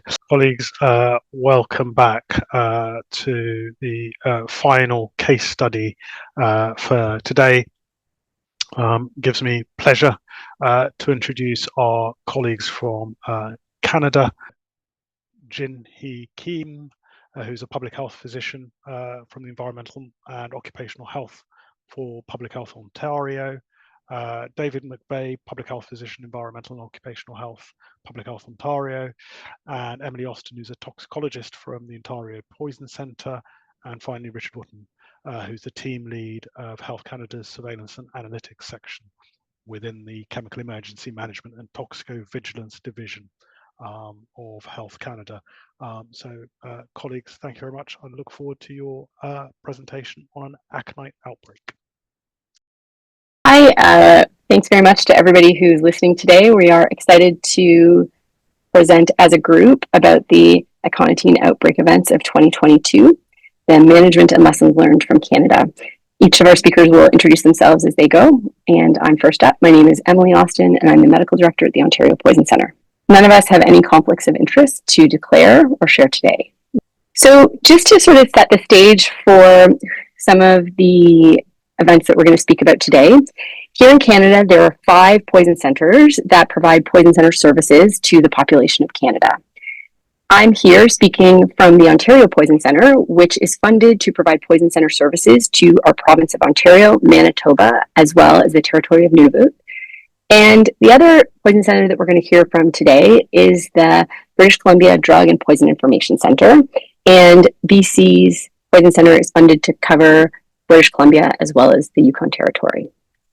Poison centers can have multiple different structures and activities, and I'll speak a little bit about the Ontario Poison Center and who we are.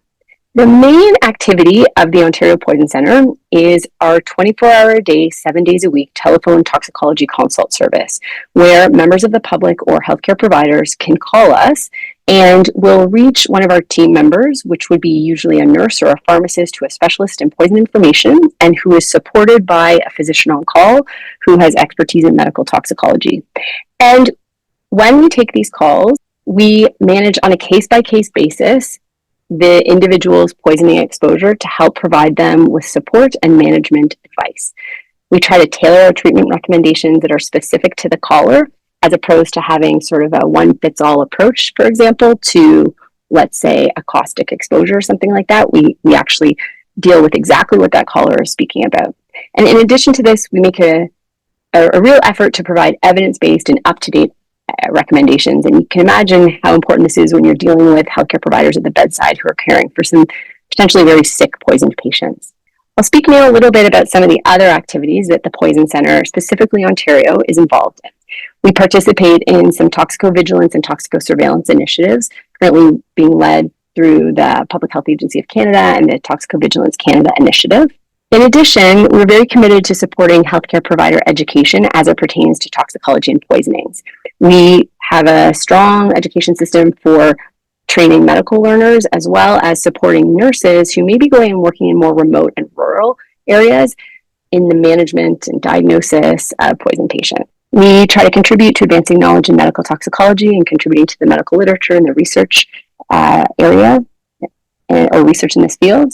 And finally, we participate in public outreach and education as it pertains to poisoning and poison prevention. Thanks very much. So my name is Dr. David McVie, and I'm a public health physician at the BC Centre for Disease Control, which is where the Drug and Poison Center, the Drug and Poison Information Center for BC is located. And I wanted to keep this slide very similar to the one that you just saw about Ontario, because the work that DPIC does is very similar. We receive calls, about 30,000 calls from BC and the Yukon from the public, as well as from emergency rooms and primary care clinics.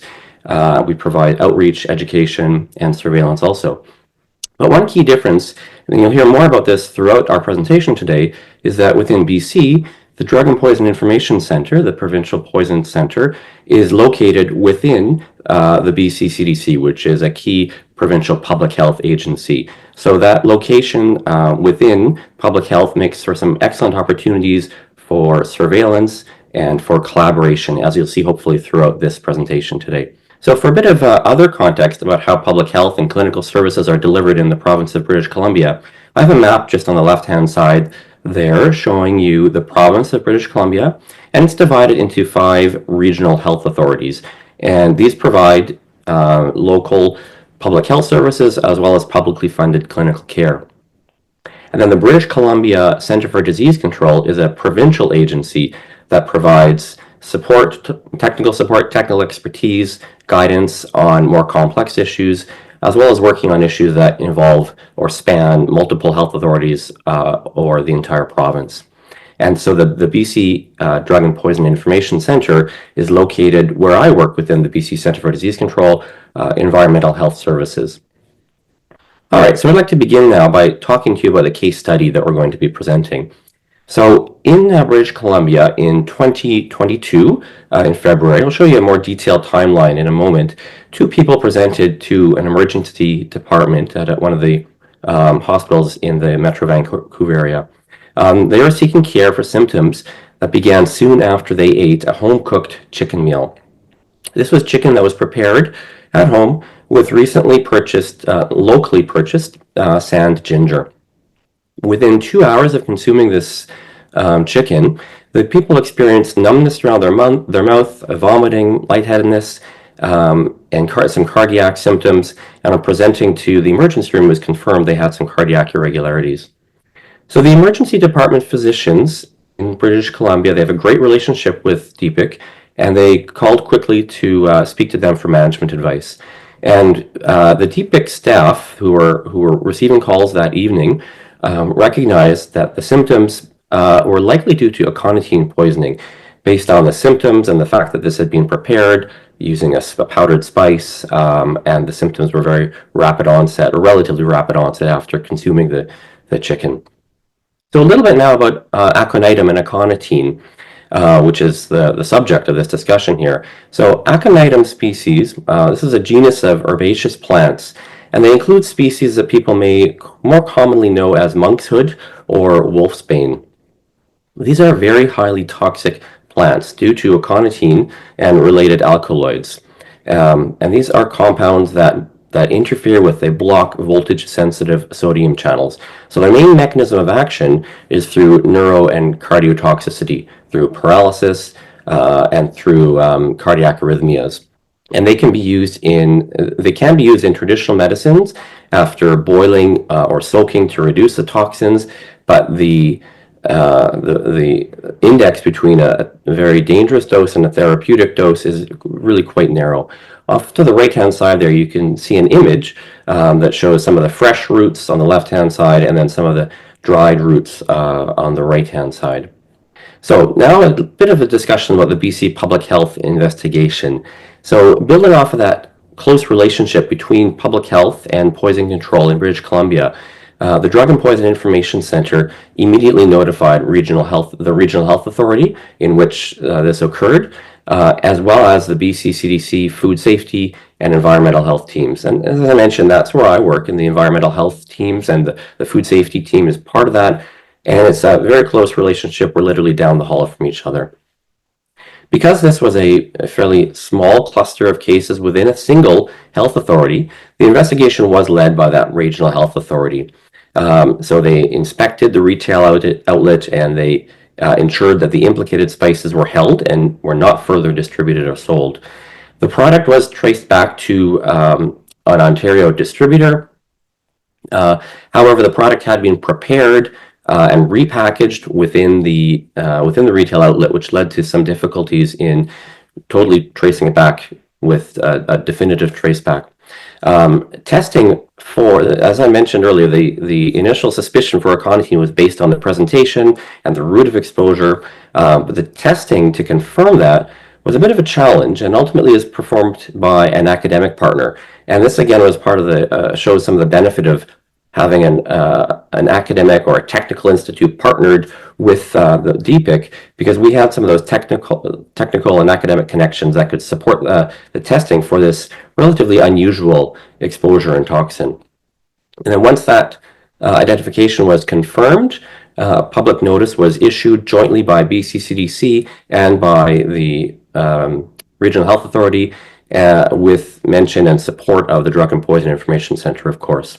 And a key point is that staff from the Poison Center, from DPIC, were present and active throughout. They were attending and joining all of our meetings.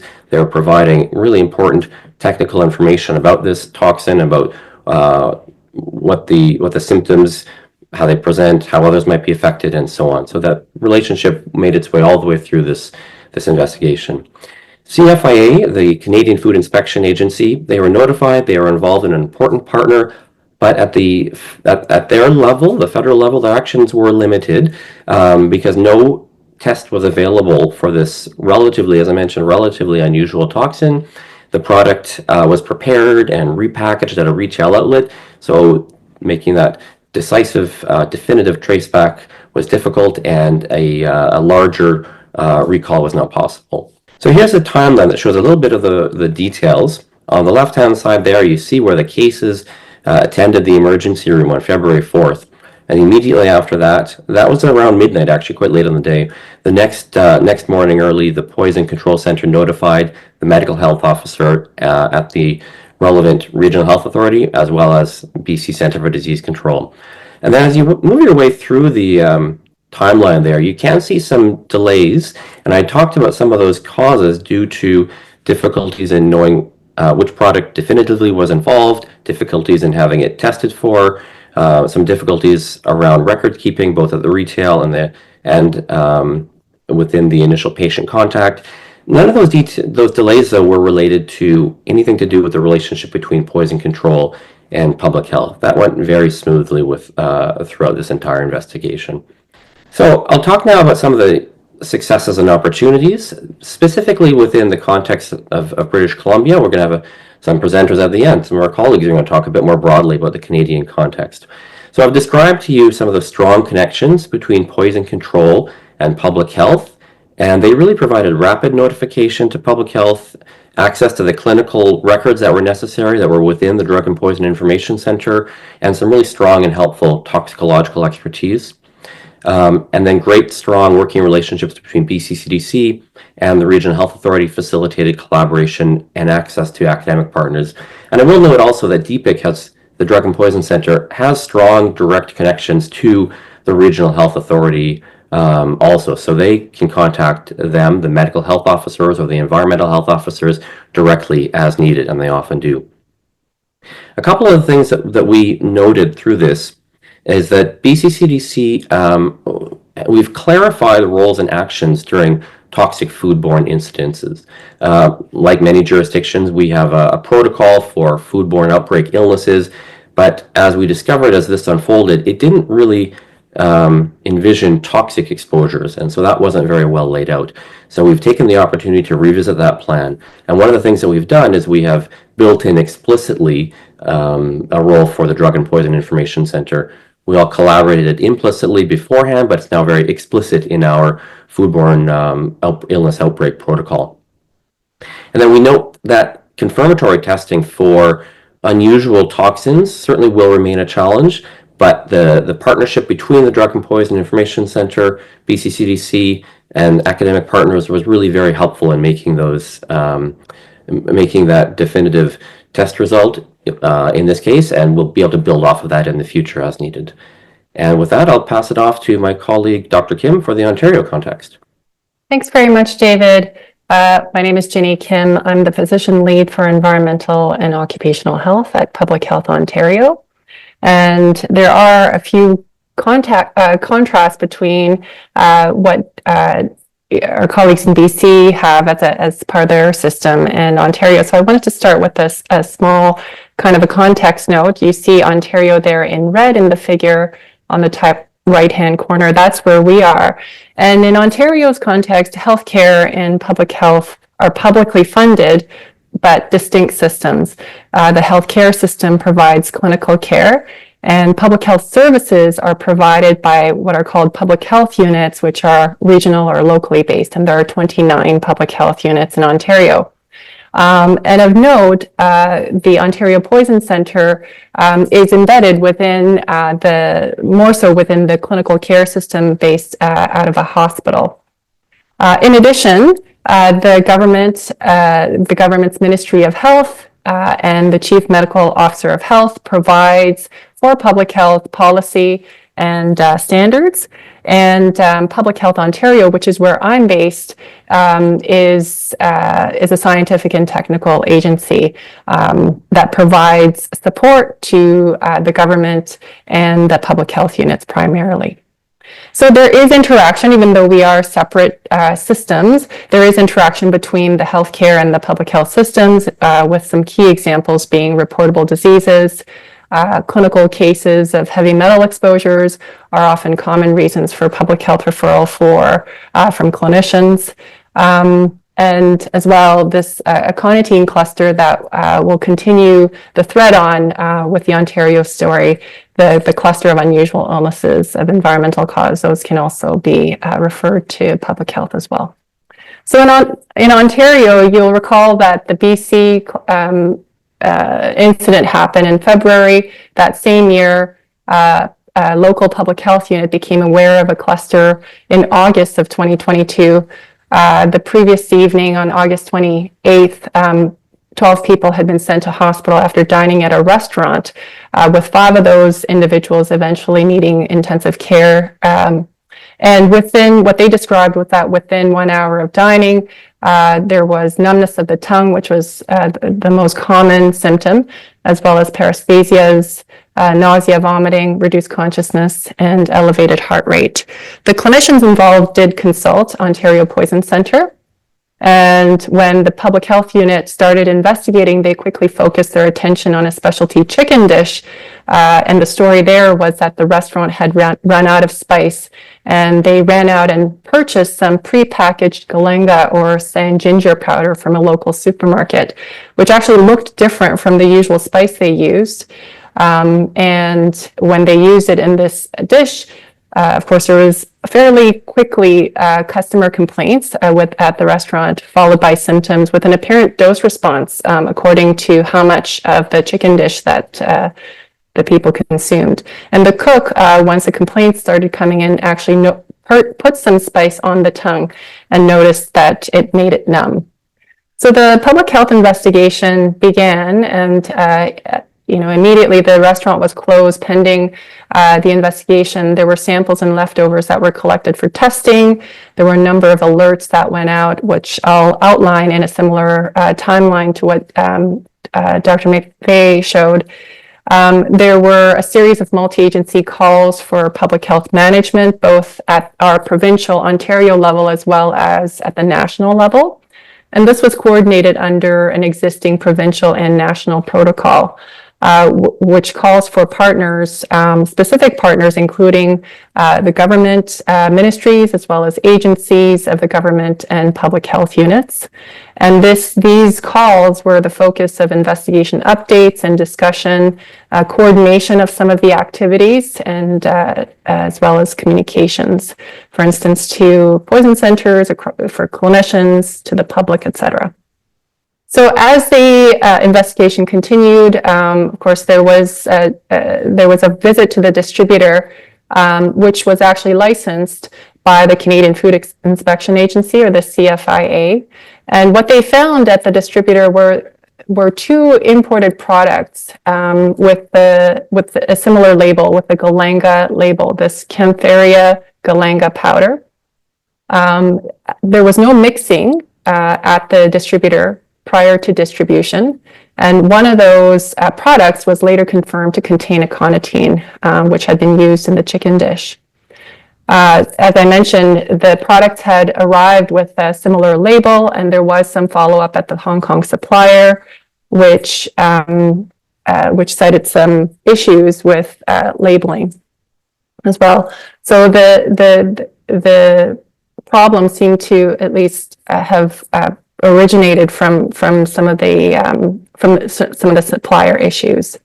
The distributor at this point issued a voluntary recall. This was supported and fanned out by the CFIA, and there was follow-up at retailers and all points of distribution outside and inside of Ontario to follow up on this, to ensure that the product was removed. So you see the timeline for Ontario here. The cases, the symptoms occurred on August 28th.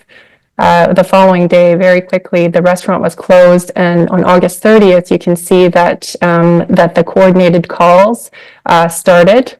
There was, in green, you can see the points of communication, a notice out to across public health agencies across Canada. On August 31st, there was testing done that tested positive for in the food. And just, one of the contrasts is that CFIA had actually developed, I believe, a method for testing for aconitine, perhaps since the BC episode. And so the testing actually was completed by CFIA in this case for the food samples. There was also product seizure from all the restaurants, from the restaurant, the importer, all the retailers and distributor involved, followed by more notices to the public, and the recall as this all happened. There's another blue point here on September 2nd for clinical testing, and in Ontario that occurred at the Centre for Forensic Sciences, so the provincial coroner's office. And in September 16th, all of those checks for product were completed. However, in October, there was another case that became identified, and that was through use of the product at home, I believe. So in Ontario, we really saw the value of a multi-agency coordinating framework. That framework is called the Foodborne Illness and Outbreak Response Protocol. There's an Ontario-specific version of that called ONFIORP. And following this instance, the Ontario Poison Centre was added to ONFIORP as a partner. But then the question became, well, what about for atypical foodborne events or even non-food events? And that's something that we are trying to still, work on and further improve in terms of those relationships and the chain of communication. Because in the absence of an existing framework, informal relationships and connections will be what we turn to. And at this point, in the Ontario situation, that is what we use in terms of this collaboration between Ontario Poison Centre and Public Health. Clinical and environmental testing, especially for these atypical agents, also a real big lesson learned in Ontario. And that includes interpretation of those tests and where those tests are going to be done, of course, as well as whether the tests are quantitative or qualitative. Those all bear on some of the decisions that can be taken as a result of the testing. So really important to have some of these testing resources worked out for atypical agents. Oversight and regulation of imported products, products such as these, was another lesson learned in terms of in what ways can we strengthen the regulatory framework. As well, communications and information sharing. I think this all leads to that first bullet of multi-agency coordination and the value of that venue for identifying who will speak on what, who needs to be spoken to, identifying the audiences that need to be spoken to. And so those were all some key lessons learned from the Ontario experience. Good day. My name is Richard Wooten, and I am a team leader within Health Canada's Chemical Emergency Management and Toxicovigilance Division. I'm also a Collaboration Centre Manager for Toxicovigilance Canada. Before I speak, I would like to acknowledge and thank Dr. Wajid Ahmed for his contributions to the next section of this presentation. Unfortunately, because of an election has been called in the province of Ontario, he cannot speak publicly while the government is in caretaker mode. I thank him for joining the discussion today as an observer and his continued support working across disciplines and jurisdictions to advance toxicovigilance detection and management, as well as leading public health efforts in Ontario and across Canada. Toxicological events and mass poisoning events, including bioterrorism risks, is an evolving threat for all of us, and we must understand the increasing complexity of toxicological risk management. The world is evolving rapidly, and with the ongoing globalization, we have complex global food supply chains, increasing the risk of food contamination and outbreaks of foodborne illness. Furthermore, increased global interconnectivity has facilitated the trafficking of illicit drugs, leading to a rise in drug use and addiction. This poses significant public health challenges, including overdose deaths and the spread of infectious disease. The aconitine example presented today touches on many of the complexities, including the need for having a public health surveillance system for early detection of events, especially if these cases are popping up in different areas of the province or country. Our current systems are siloed. Any large-scale event will require integration between healthcare, public health, regulatory agencies, first responders, and law enforcement agencies to act in a timely manner. While we have an amazing team of toxicologists saving lives purely from a clinical perspective, but some of these toxicological events require public health investigation to rule out larger risks to health of the public. Public health investigation, including identifying toxin and removing the source, needs to be initiated as soon as it meets the criteria for risk to the health of the public. Furthermore, there is a need for linking healthcare and public health systems and stakeholders to allow data sharing and using data and informed interventions to determine and act on the broader public health risk. We need to look at how regulatory frameworks can be tweaked to enhance public health response in the future. The linkages between identifying the source of toxin, transporting the specimen to the appropriate laboratory for testing. For example, if there's a criminal element to the toxins, it has to follow specific transportation protocols to ensure chain of custody, which is an important consideration and must be a factor in as we timely detect and manage the response. As we are looking to strengthen our risk management and emergency management response capabilities, we need to start looking at the system level preparedness, including advanced biomonitoring techniques for early detection of toxins, since timing is really critical to rule out these threats. Data-driven decision-making will be a key to successful response. Leveraging toxicological databases, surveillance tools equipped with advanced analytics, and real-time monitoring systems will enhance detection and response efficiency. Integrating data systems allows for proactive risk assessment. We must foster and enable stakeholder engagement and data sharing to inform continuous improvement of policies and regulations to prevent threats. Strategic risk assessments, scenario planning, and emergency response simulations ensure we are ready for diverse toxicological challenges through ongoing monitoring and evaluation of our surveillance and response systems. We need to think about mobilizing resources in a timely manner, including antidotes and necessary medical supplies as needed. Transparency in crisis response is key to maintaining public trust. Clear, timely communication minimizes misinformation and panic, ensuring compliance with public health measures. In summary, toxicological risks are an evolving challenge, and we need ongoing evaluation and assessment of the risk and the required response capabilities. None of this can be done in silos. Partnerships and stakeholder engagement is key. In accordance with the World Health Organization guidelines for establishing a poison center, toxicovigilance comprises the detection and management of toxic exposure events of public health concern. The goal of toxicovigilance is to provide information for timely action to prevent, treat, reduce harm, and manage risks of toxic exposures. Understanding roles and responsibilities to address toxic risks are shared across many disciplines and jurisdictions. Toxicovigilance Canada was established as a network in 2018 to foster partnerships and collaboration, enhance common situational awareness, enable early warning and notifications, to foster targeted health threat monitoring, and to enable reach back to specialists. Toxicovigilance Canada lessons identified and learned from the Ontario and BC events. Need for strong linkages and timely information sharing between food safety and toxicovigilance partners, particularly with toxins and heavy metals. Prior to these Aconitine events in British Columbia and Ontario, our program and Toxicovigilance Canada in general did not have well-established linkages to the food safety programs other than going through our Emergency Operations Centre.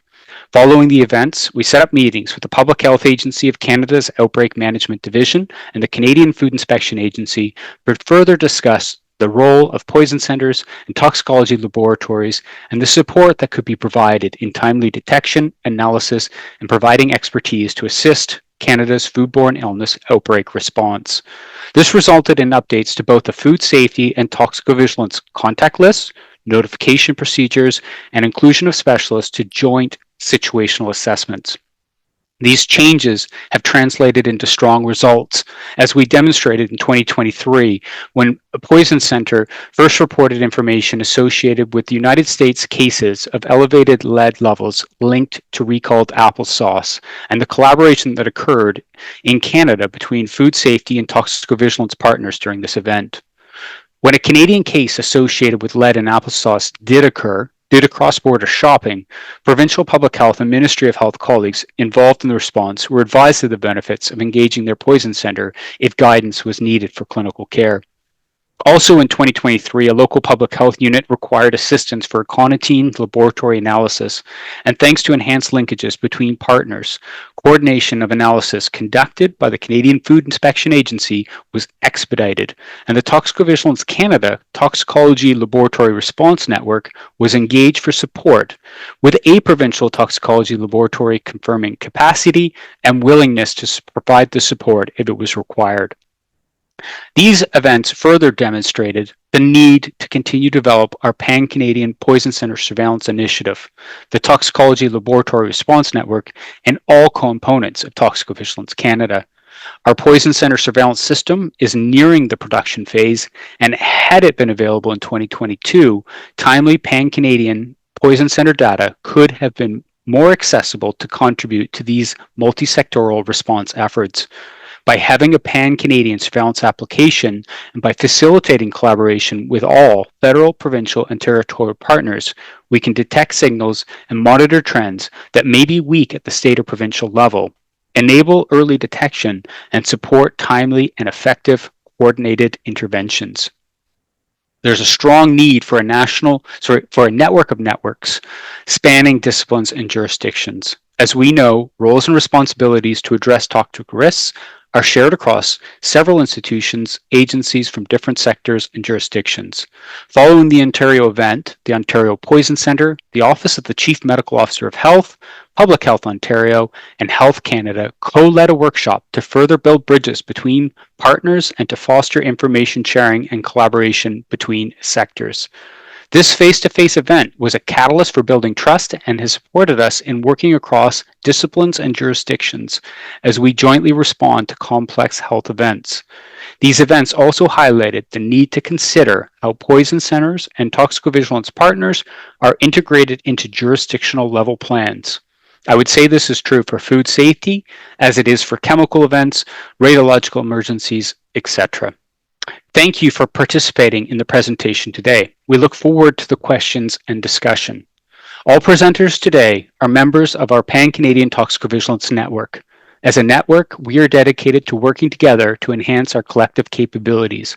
We acknowledge the challenges we face and have shared some of those with you today. As Dr. Henry Breaux said in 1968, after having invented the child-resistant closure, poisonings are a preventable experience.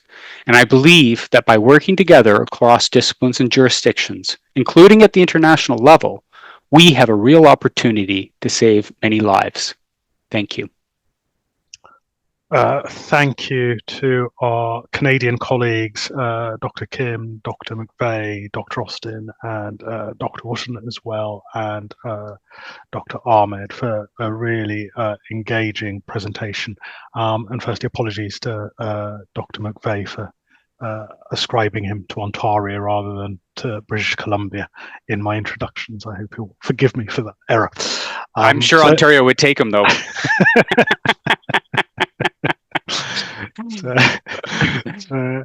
We're open for questions, and first up is from Dr. Kazi in terms of clinical toxicology. I don't know if we have Dr. Austin might pick this up in terms of how was aconite suspected. Was it by EKG, ECG showing bidirectional tachycardia? I'm not sure if Dr. Austin is still here, actually. I can comment for the BC experience. I don't know exactly what arrhythmias were noted. I think it was the full picture of what was happening, the oral numbness and the cardiac arrhythmias, as well as noting that other members of the family had not eaten that chicken prepared with this spice and had no symptoms whatsoever. So it was kind of the full spectrum of symptoms and the exposure. Great, thank you, Dr. McVeigh. Next one, are there caches of antidotes located around the country or regionally to provide more rapid access and deployment, and or are there inventories of antidotes that are available? Yeah, I can start that question. So I did provide in the link as well a link to the National Emergency Strategic Stockpile, which is managed by the Public Health Agency of Canada. And I can share that basically the National Emergency Strategic Stockpile is there to support provinces and territories when their supplies are exhausted. I can't go into specifics of what's deployed where. I can also say above and beyond the provincially run antidote registries, there is linkages between the provincial, territorial, and federal governments on those. And within Toxicovigilance Canada, we have actually established an antidote registry tool which has been used by, I think, 4 provinces at this time. And basically, it's a mechanism of, sort of the hospital pharmacies logging their inventories. And then, for example, the Quebec Poison Center would have access to that, and they could assist in the management of a patient by saying these antidotes are in proximity, and assist with that for rare events and also for those mass casualty events. Hope that responds to the question on antidotes. Great, fantastic. Thank you. Question from Peter Uthoff. Is it surprising to the presenters that the only 2 individuals were implicated in BC? Well, it's a good question. I think we don't have an excellent sense of how widely this product was distributed. If you consider the Ontario cluster, really there was one very large and very serious cluster. And then, as Dr. Kim pointed out, there was one other case that came months later. So it was a little, almost both provinces sort of had one really notable cluster. In Ontario, there was one other case. So it is surprising when you consider how potent this toxin is, and that it was distributed and people use it in food and whatnot. But for whatever reason, thankfully, it wasn't larger than these two clusters in each province. I don't know, Dr. Kim, if you want to add anything about what you would have expected in Ontario. Yeah, it is a little surprising to me as well. But one of the things I recall is that the product actually had been imported in 2020 or so. So I think it may be, part of the reason I think might be that it's maybe just not an often used product, and that it's just not commonly reached for. Again, the restaurant had it because they had run out of the powder, and so they had run out to get something that was ultimately mislabeled. So I don't have a great explanation for it, but yeah, I just have that date in mind in terms of, it had been imported 2020 around there, and the clusters occurred in 2022. Great, thank you. Just sort of a moderator's privilege. I'm intrigued. Was there any intelligence from colleagues in Hong Kong as to what the product was normally intended for? Not that I'm aware of. You mean the aconitine, the actual mislabeled aconitine? Yeah. I believe that it's intended. I forget where I read this. I'm not sure if this is part of the debrief from this cluster, but there were some instructions I recall that it was to be cooked for 2 hours or something like that prior to consumption, and in the original for the actual product. And of course, it was mislabeled and used as sand ginger powder. Okay, great, thank you. I believe it is an herbal kind of a product used for kind of health purposes. Okay, thank you. I think it's an observation. Just slightly jumped. An observation from Zena Schmidt. Thank you. I agree that we can prevent a lot of poisonings if we all work together. Countries working together and sharing information would help greatly. I think possibly one for you, Richard. A global toxicovigilance network, love it. I think it's key. Completely agree. Great, thank you. Then next one's anonymous. As the toxicovigilance surveillance system was only recently introduced, I'm paraphrasing here, how effective and timely was the communication between BC and Ontario provinces regarding the aconite case? So I can just comment about, I'll let Richard maybe comment about the surveillance system as it comes into effect. There are informal networks that are across the country between public health physicians and practitioners and poison centers and the medical directors of poison centers and whatnot. So it was, we were able to use to leverage those informal networks pretty well in the early days of the cluster investigation in Ontario. And our medical director of our poison center was in contact with the medical director of the Ontario Poison Center. Just through their, their colleagues, their friends, they actually saw this cluster in the news, I think, and immediately reached out and discussed. So those informal networks, they work well. Not as effective, obviously, as an official surveillance system and network. And so, Richard, if you want to add anything about that, or Dr. Kim, about your perspective of it. That'd be great. So I think, like I said during the presentation, in 2022, our linkages with food safety specialists was not where it is today. It was weak. Now we have very strong relationships with, Canadian Food Inspection Agency, Outbreak Management Division within the Public Health Agency, and other partners. And when we started building the Canadian surveillance system for poison information to aggregate, analyze, interpret the poison center data, the first thing we did was we interviewed sort of all of the partners and said, okay, what do we need to achieve? And everybody basically said the same thing. We need timely data, we need quality trend data, and we need a strong community of practice that can take timely action. So basically this desire to build this Canadian surveillance system for poison information then informed the next piece of building a toxicovigilance network. And we built that on the Canadian Network for Public Health Intelligence.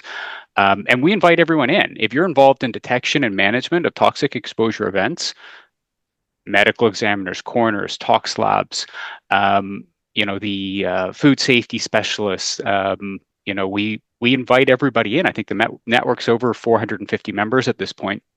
And it's to enable, sort of that timely information sharing and collaboration.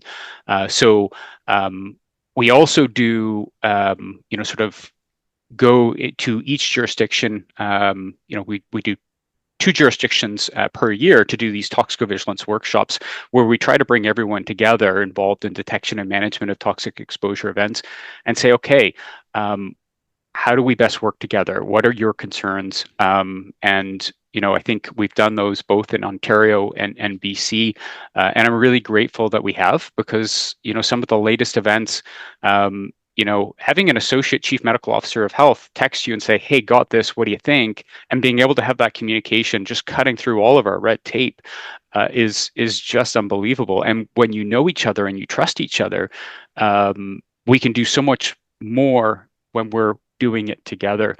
So long-winded response, but I think building the relationships, building the trust, sharing the information as quickly as we possibly can, having the relationship that enables you to say, I think I'm seeing something. I'm not 100% certain.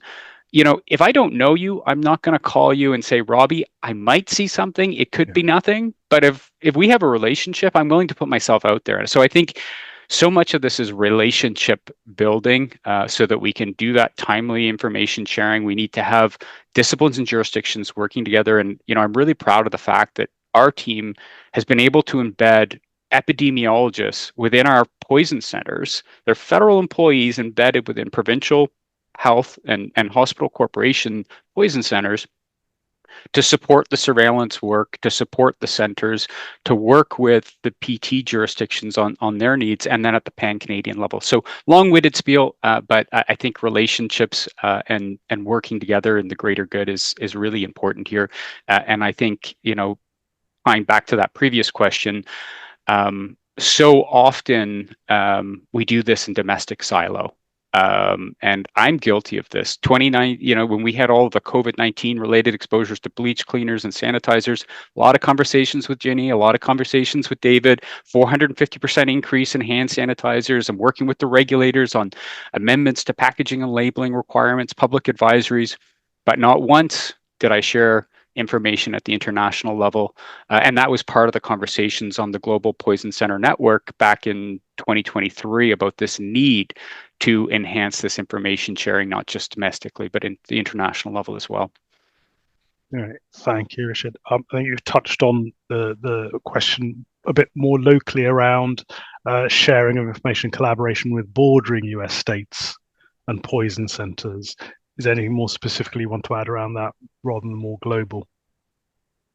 Yeah, so that's obviously something we're very keen to support. We have incredible relationships with America's Poison Center, and we've had a long history of working with the Center for Disease Control. I know poison centers, obviously they have relationships with their local state partners. So I think at all levels, I should open the question to David and Ginny as well, because I know provincially there's a lot of collaboration with local states. So yeah, please go ahead. Thanks, Richard. It's there's not a strong formal information sharing agreement or surveillance between ourselves and, say, Washington State, and it's a great opportunity there. But there are lots of informal connections and knowledge, and where we can reach out and discuss. And as Richard kind of commented there, say, hey, we're seeing this. Are you seeing something similar? But a lot of opportunity for more formal collaboration. Right, thank you. Dr. Kim? Yeah, I would agree with that. And I think in Ontario, as I mentioned in the presentation, I think we have the additional, limitation that the Poison Center is not formally connected with public health in our system. And so we're always working. And I think, we've worked together and referred to each other a lot informally. But I think there is an opportunity to make that more formal, more regular, and then also branch out from there to jurisdictions close by in the states as well. So again, a lot of informal connections, but not a lot of formal. And sometimes I think it's worth noting that I think sometimes more happens informally, right? More effective action takes place informally rather than through formal channels, and so we need that as well. But I think there's an opportunity to really formally build up some of those relationships as well. And to start, just Robbie, I know you got to control us here, but I think, like, what Ginny said there, you want the informal, you need the informal, but there's serious value in the formal aspect as well, because we know many toxicovigilance, disciplines are struggling with resources, and globally it's known poison centers struggle. So by including these poison centers, the tox labs into sort of the plans at the provincial, territorial, state level, the federal level, it can assist with that resource component as well. Yeah, and it links in very nicely to the next question, which touches upon is toxicovigilance more to establish trusted communication avenues between sectors and not use something like WhatsApp to communicate between partners? Yes, so we have like this Toxicovigilance Canada network, which is hosted on the Canadian Network for Public Health Intelligence. There's roughly about 100 surveillance and like community of practice applications, health related, and that's owned and operated by the Public Health Agency of Canada. But the truth is, the network is not limited by one mechanism of communication. There's a lot of, sort of reaching out direct to emails, direct to people's cell numbers. It's one tool where if I wanted to get something out really quickly, like, David came to me with a see something, say something, BC seeing an increase in this in the toxic drug supply. I want everyone to see that at once. I'll go on there and post something. But, we don't limit it, whatever works to connect people. Okay. And again, as your surveillance system comes online, how would it detect and alert on signals, especially in regard to small volume presentations? So small numbers of cases, does it have the power to detect those? Yes. So there's two parts, and I should let David and Ginny jump in after I respond as well. We're working to build the indicator data-driven surveillance component, and we have epidemiologists working with the poison center specialists, the medical toxicologists, the specialists in poison information, and benefiting as well from partners such as Dr. Al Bronstein in the US, that's openly sharing some of the tools that they've built for detection, and we would welcome globally sharing information on how best to detect these signals. The other part that we are really supporting is the event-based. And this is really interesting because I think it can be done in any resource allocation. And it's enabling the specialists in the loop to, if you see something, you say something. So an example, we had a single case of a snack pouch with cartoon characters on it that contained hand sanitizer. And one of the specialists in poison information picked up the phone and said, hey, here's some pictures of a product. It was just involved in this pediatric poisoning.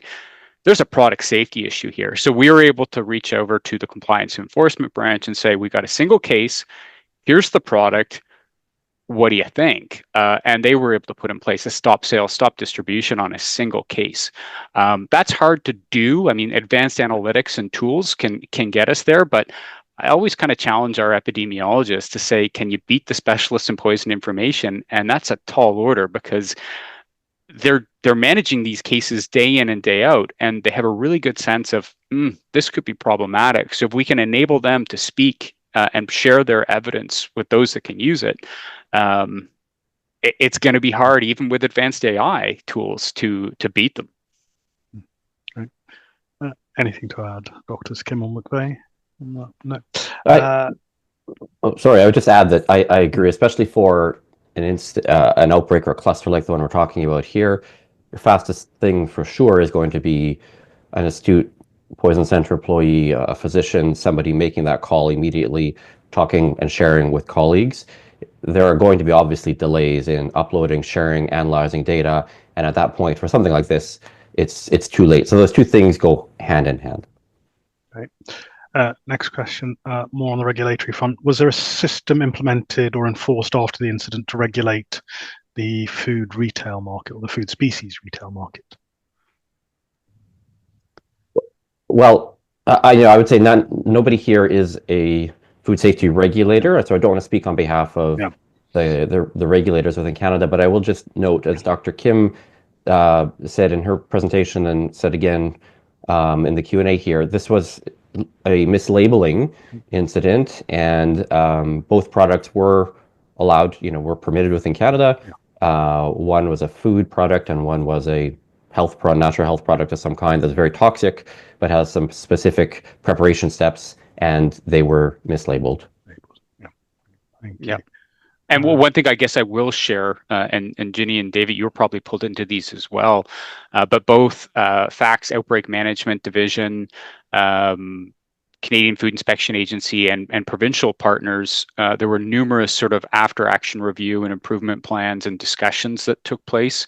I can't speak to some of the outcomes, but I do know, for example, the contact lists, the notification procedures between toxicovigilance and food safety specialists, and sort of the joint assessments that those were all sort of lessons identified, learned after this event. So there was definitely a very significant sort of after action review discussions between the regulators, public health, and other partners.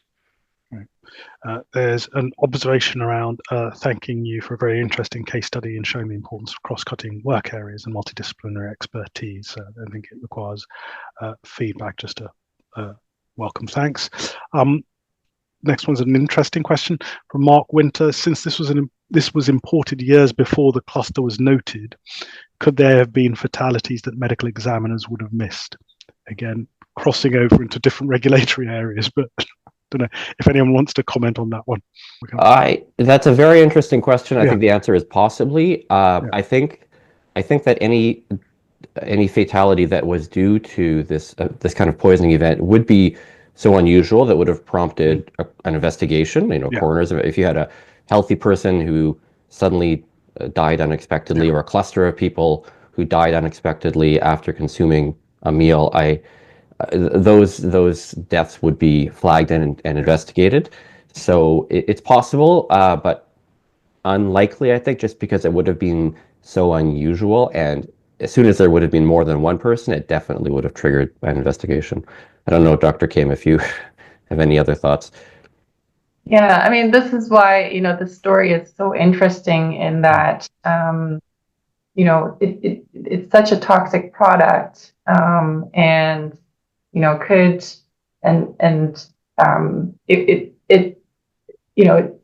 and there was product that was imported, with some time before noticing the recognition of the toxicity. So yeah, I agree with Dr. McVeigh. I'm not sure. I think there are mechanisms in place, and we've seen that at least in Ontario, just even recently, some situations where it was actually more kind of common run-of-the-mill sort of symptoms, still non-specific, that were identified as like quite unusual and requiring an investigation.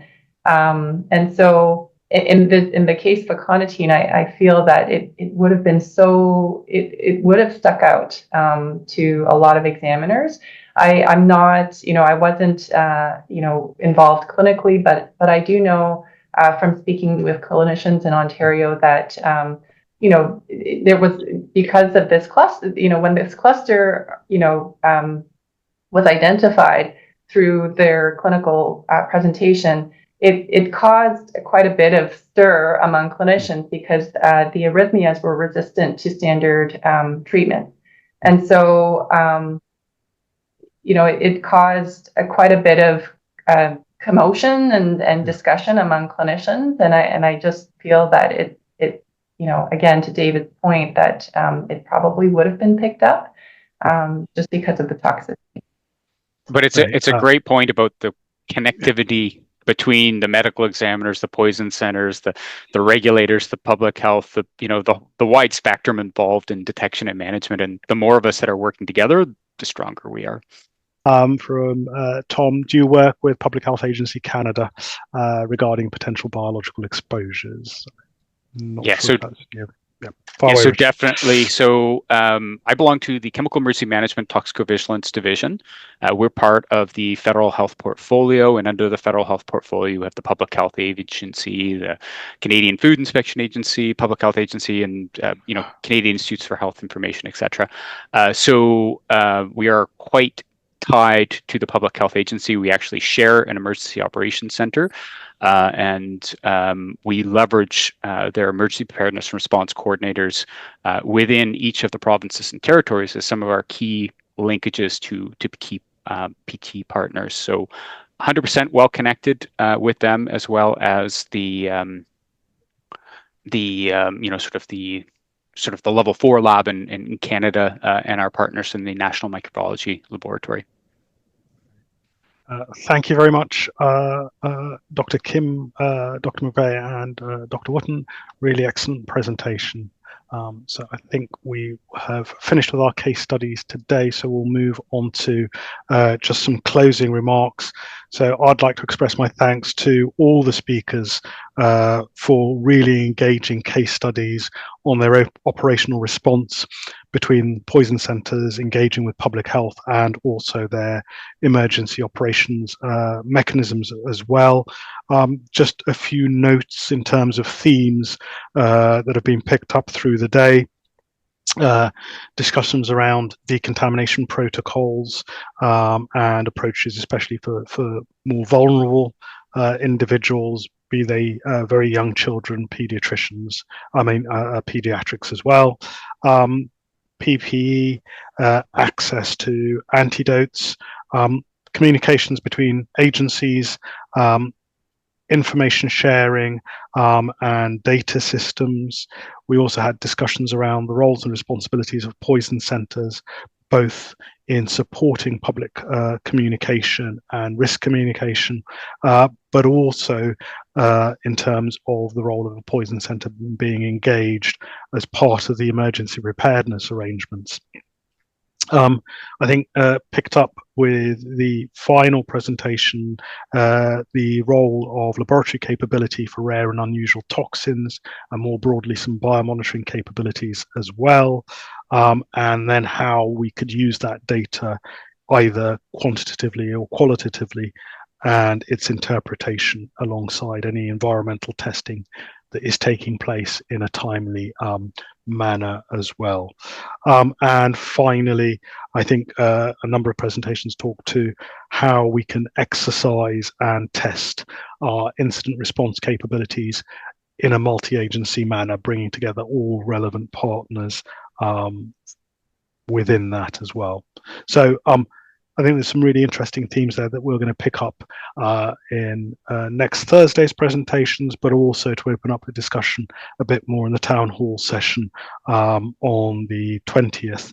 I'd also like to thank all the delegates for your insightful questions and really engaging with the speakers as well. And for those in much later time zones, I don't think we had much of a drop off in numbers through the day. So thank you for remaining on the call and contributing. Overall, this was a wonderful first day of presentations, and we hope that you will join us again next Thursday for day 2. We have a very exciting lineup next week featuring 5 case studies presentations. And just a reminder that any of the unanswered Slido questions are going to be captured, and we will use those to inform the town hall session to be held on the 20th. So please join us again for an engaging live discussion session with all the speakers in the next 2 sessions. Thank you all very much for your time. And also thanks to our colleagues for hosting, running the tech. I think overall it was a fantastic method to engage across a large number of countries as well. Thank you.